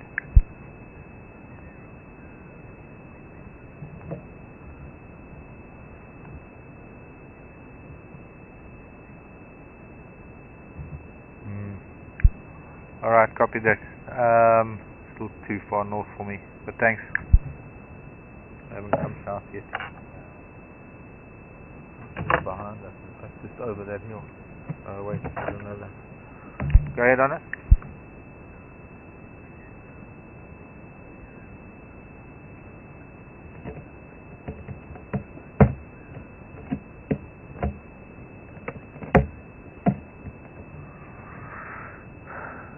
Okay, copied.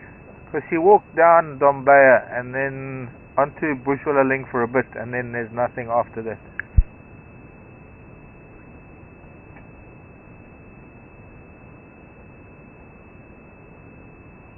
So this, I think, is from the saddlebull, because it's kind of in a line of where the saddlebull flies back to the nest from that pan.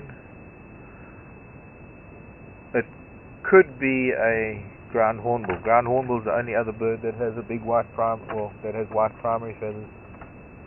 This is a feather that's left wing. It's one of the leading primaries on the edge of the wing.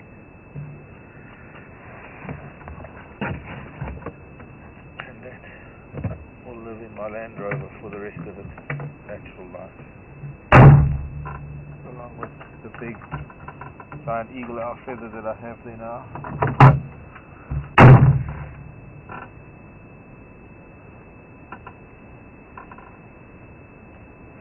Okay, so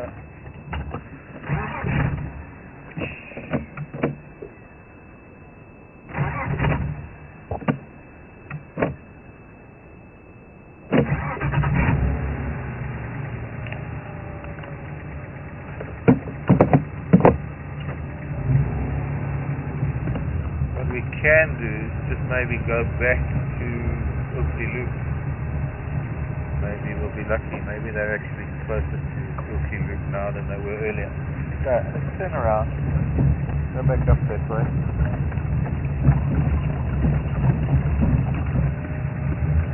I didn't find any of the leopard tracks on the other side of the river. So I think he might have even just ducked down in the grass. Maybe follow up on it this afternoon.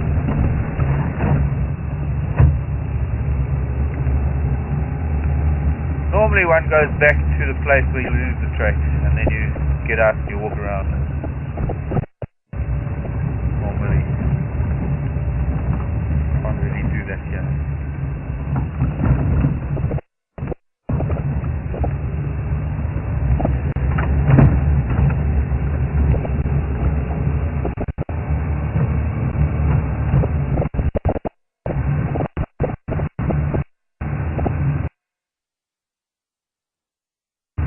The question was from Philip, not which animals can stand up on their hind legs, but which animals lift their hind legs to urinate.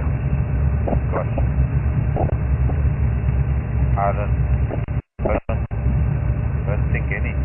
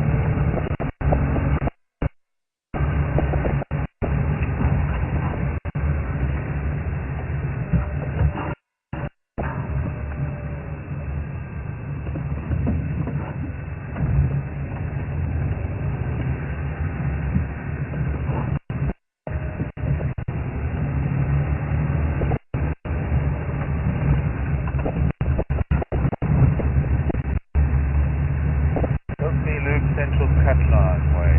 This is Ilk Loop. Then we get to the Link Road that goes on to Central cut line. Maybe they might be around. Maybe we'll be lucky. I hope so. Neat fella.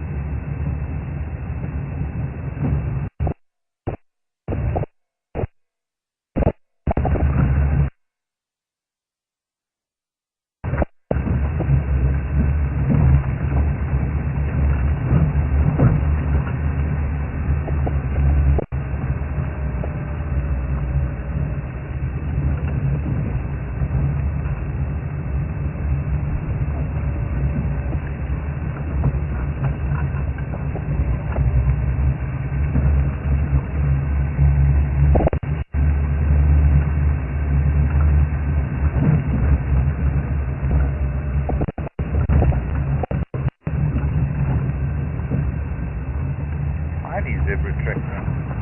Gone up that way. Long Ilkley Loop. The family of zebra with very little one. Newborn almost.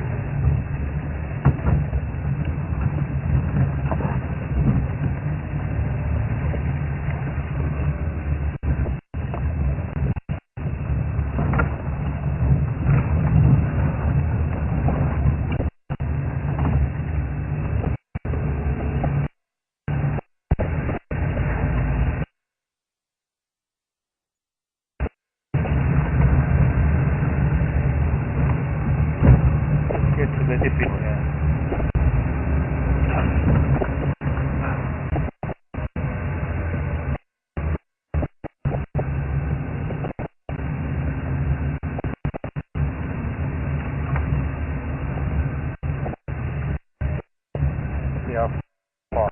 Just say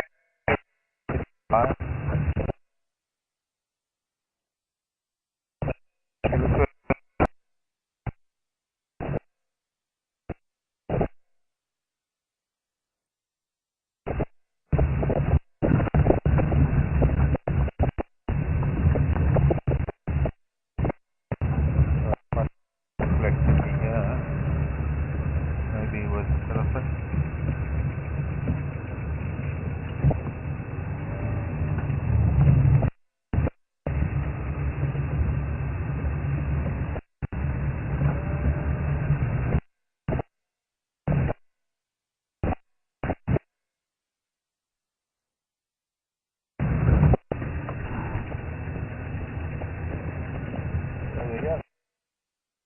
We go back to Oakley Loop and find it.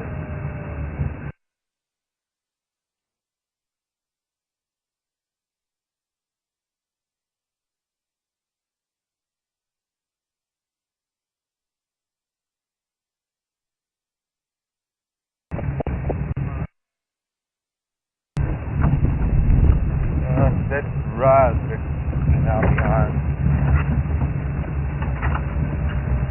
Oh, I suppose I better turn around again.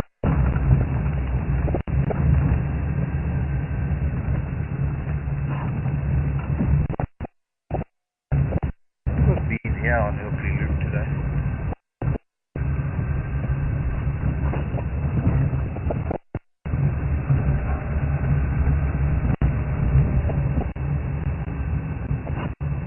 I think I've ever been on this road.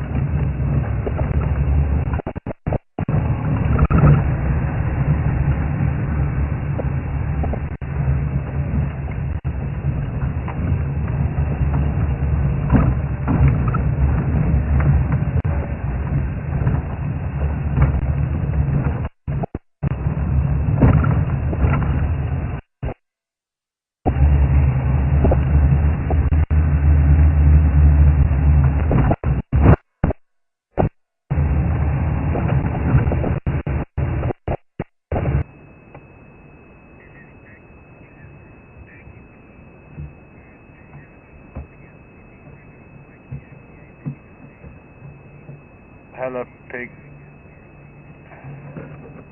Hello, piggy.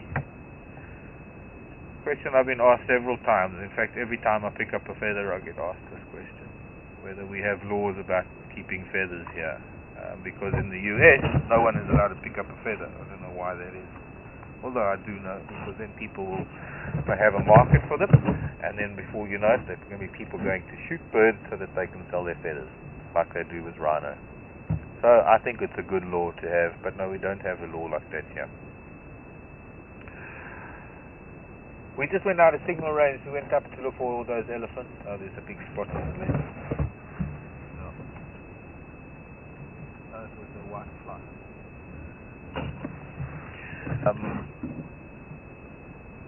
Found some tracks and some fresh dung from where they were watching elephant this morning, but we couldn't obviously carry on any further because out of signal range.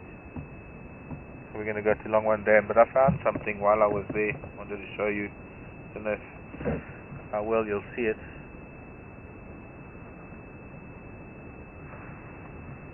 It's missing a bit of it, but it's like a little silk cap, like a little symbol.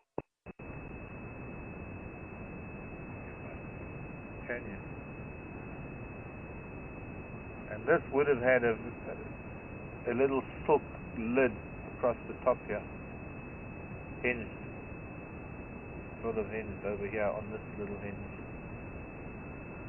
And this would have been the face of a garden orb spider, not the golden orb, but the garden orb spider. And this is her egg case, and the hole in it over there tells me that this was parasitized by a wasp. That a wasp must have got in here, got its eggs in here, and they would have eaten all the spiderlings, and then they would have emerged through that hole. So I'm going to take that stick away. We don't need it anymore. But imagine this papery substance, which is actually silk, like a cocoon, like a moth cocoon. It's actually made by a spider.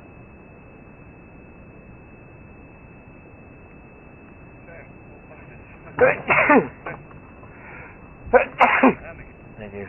My 2 morning sneezes. Although maybe I did this morning already. I don't know. Anyway, there. That's the hole there, where the wasp emerged.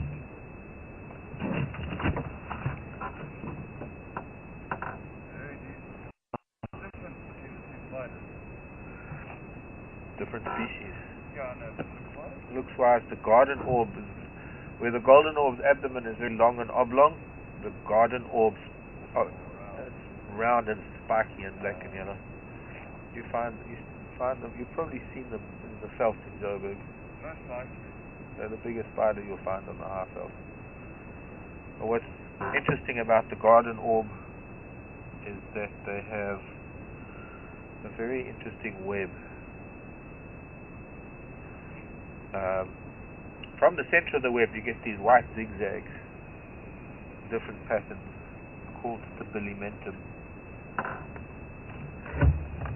and it's one of the most prominent stabilimentum in the spider family. One dam. I don't think Mildred will be out of the water, but not one dam anyway.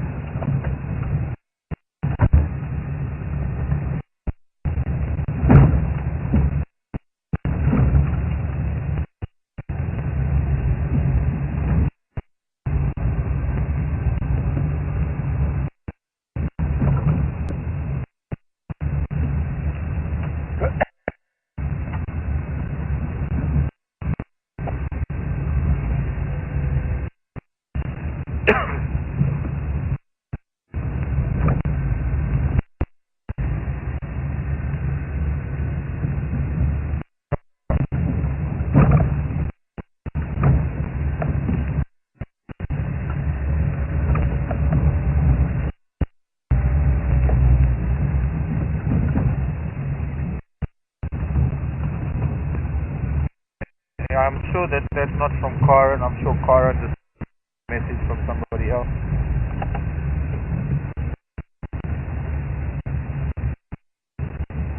From Frank.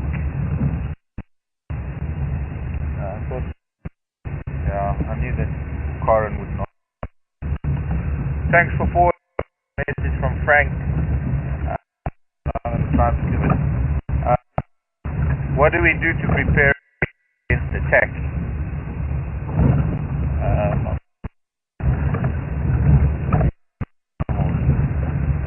Frank, there's nothing really one can do. If the animal wants to attack, it will.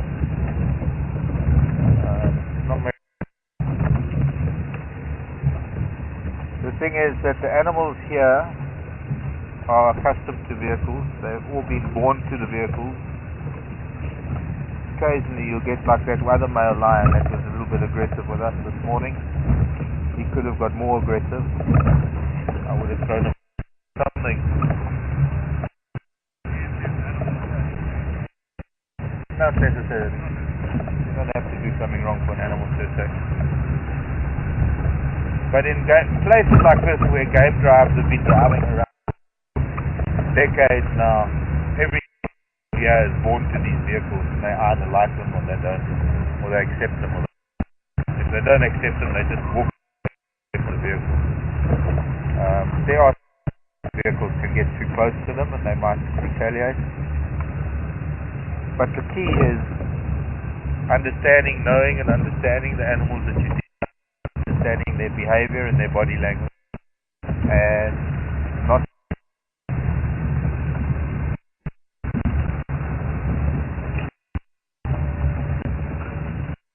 answers your question, Frank, but there's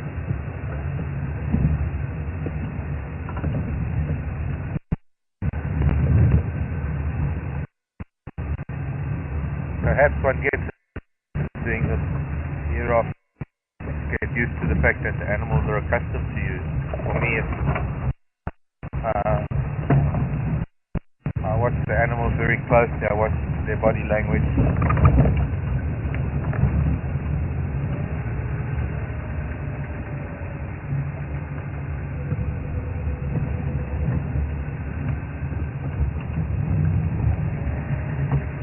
Okay.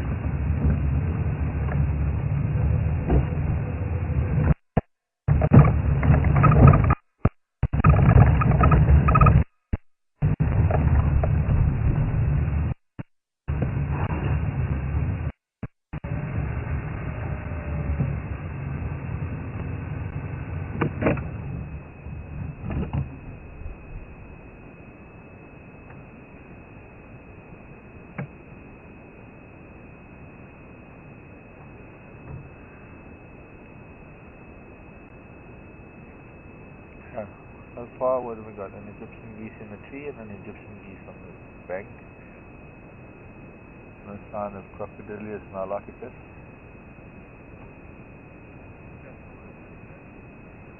Should be probably tucked around the corner there. Oh, there's a pied kingfisher. We haven't seen pied kingfisher here before.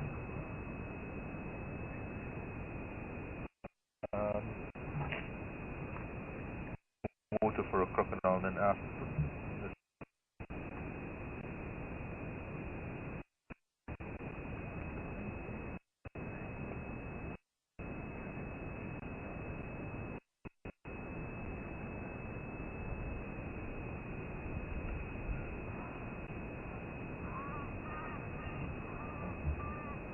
They suddenly decided they were spooked.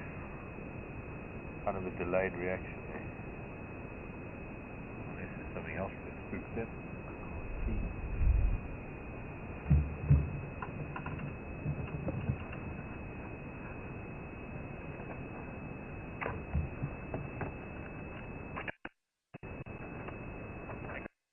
Get this with my sound effect.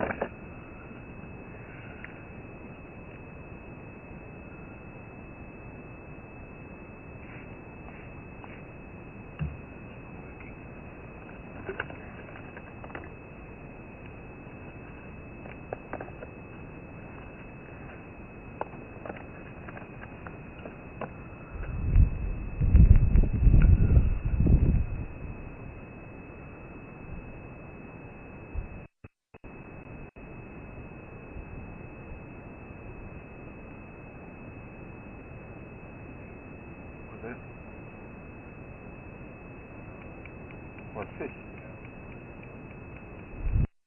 Did you see it catch one? Maybe he's having a bath. Oh, he is aiming for fish.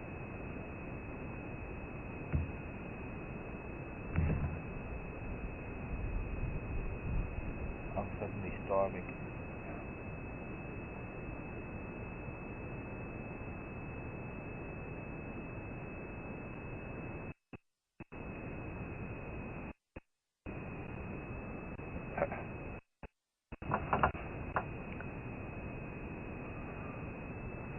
I'm going to that tree now.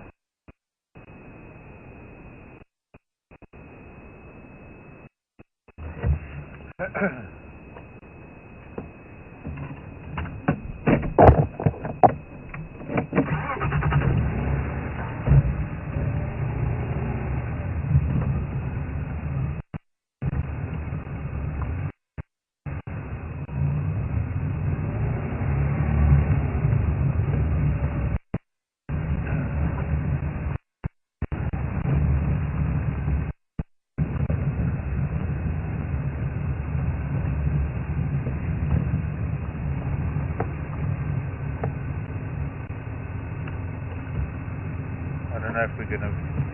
We might. If I just turn a little bit like this.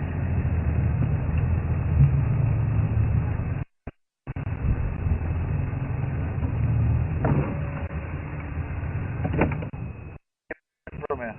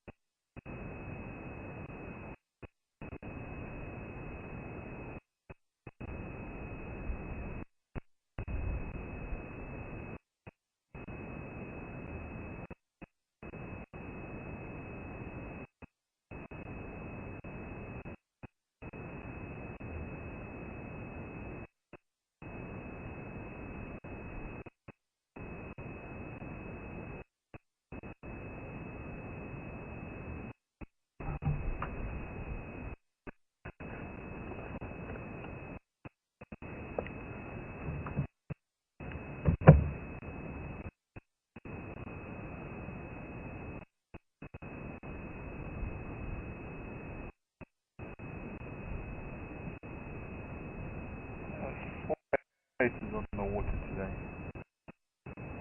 Come, Kingfisher.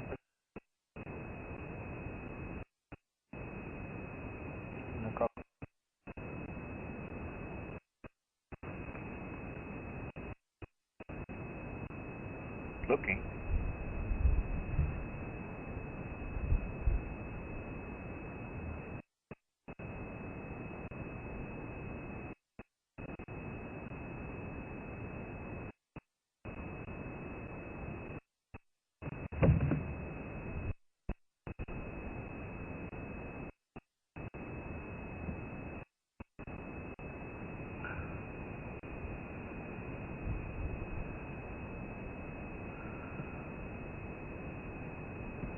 Pretty striking bird. Okay, well.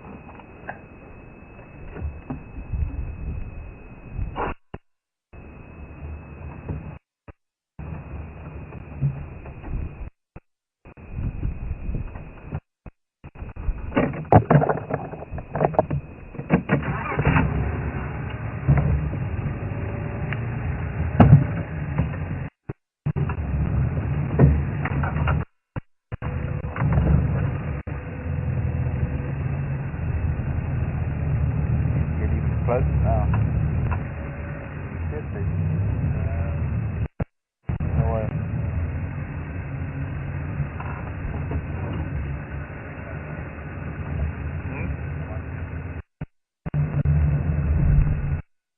Hang on, let's try something else. Try not to roll the ledge over.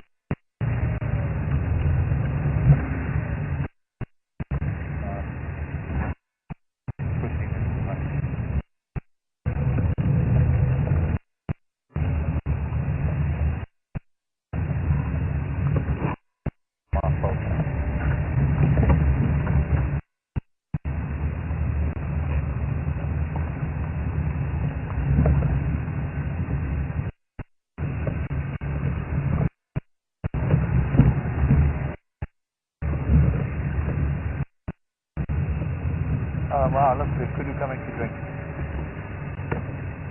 Just a bit. If we try and get them to do anything, they're going to run away. So, oh, Kingfisher's going again. See if we can keep up with it.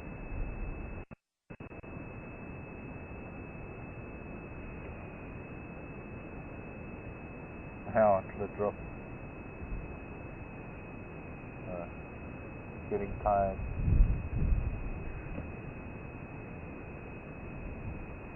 I wonder why it makes so much noise while it's hovering.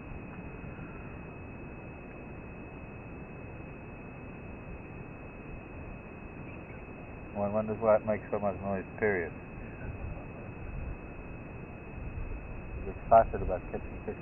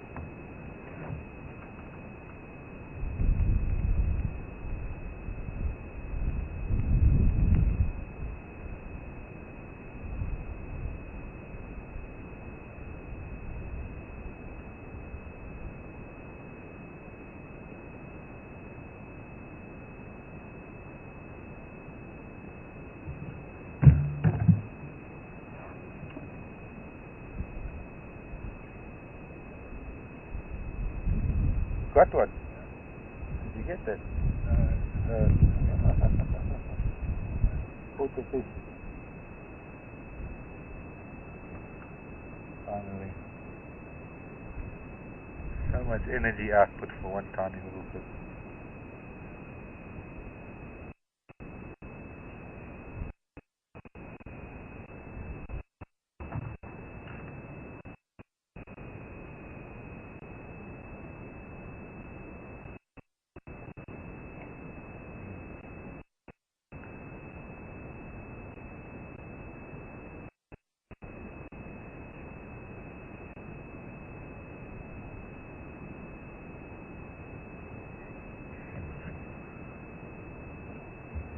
Go ahead.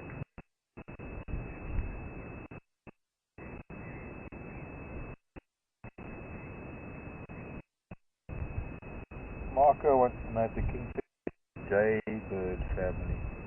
I don't think so. I don't know what family. Marco, you tell me what's the jays. We don't have jays here. What is your blue jay? Okay, so probably to the shrike. Then the kingfisher. So, yes, Marco. What is the name of the family of the jays? The blue jays.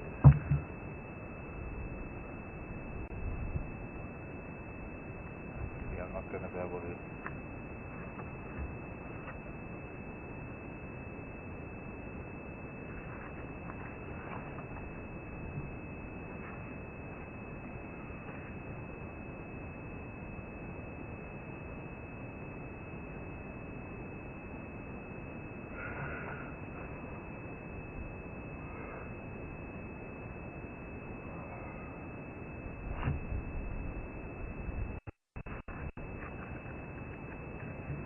My book doesn't give me names. Families. I'd have to do.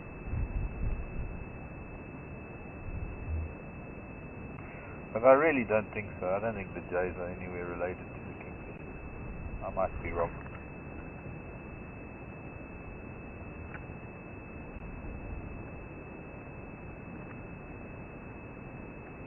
I used to have a book of North American birds.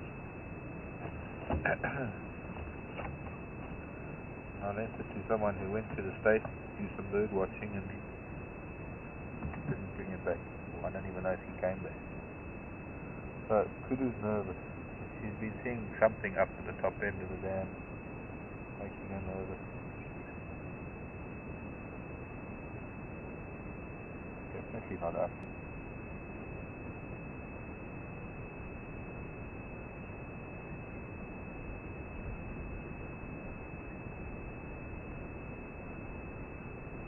Kingfishers might be the healthy owner day.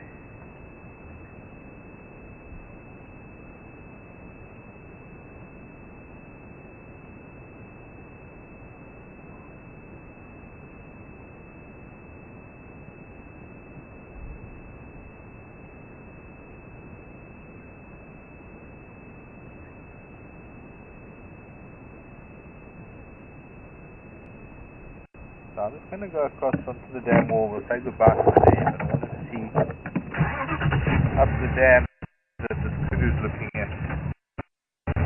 Pardon?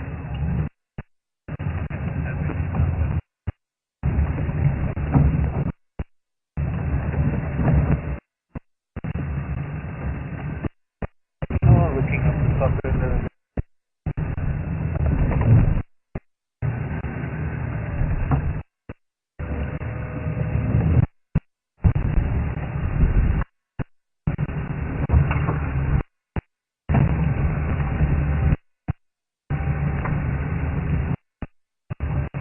3 more crews.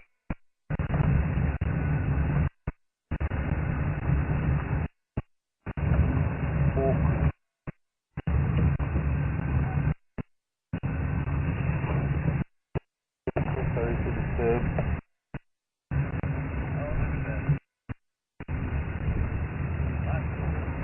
Very good. In a minute, Leslie, just stand by a second. I want to say goodbye, and there's something important here at the dam. These crew were looking at something.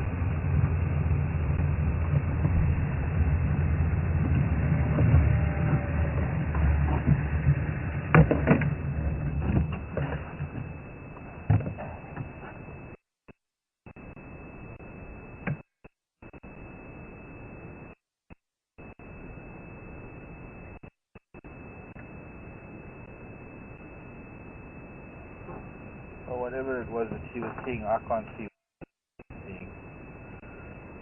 And off they go. Well, that's it. A little quiet. We'll go back to the line this afternoon. I believe that the kill's been dragged out into the open again. This kingfisher's sitting on the edge, you know. And we'll see you at 3 o'clock. My name is Mark. Brian on camera. Laszlo back. Bye, everybody. If you want to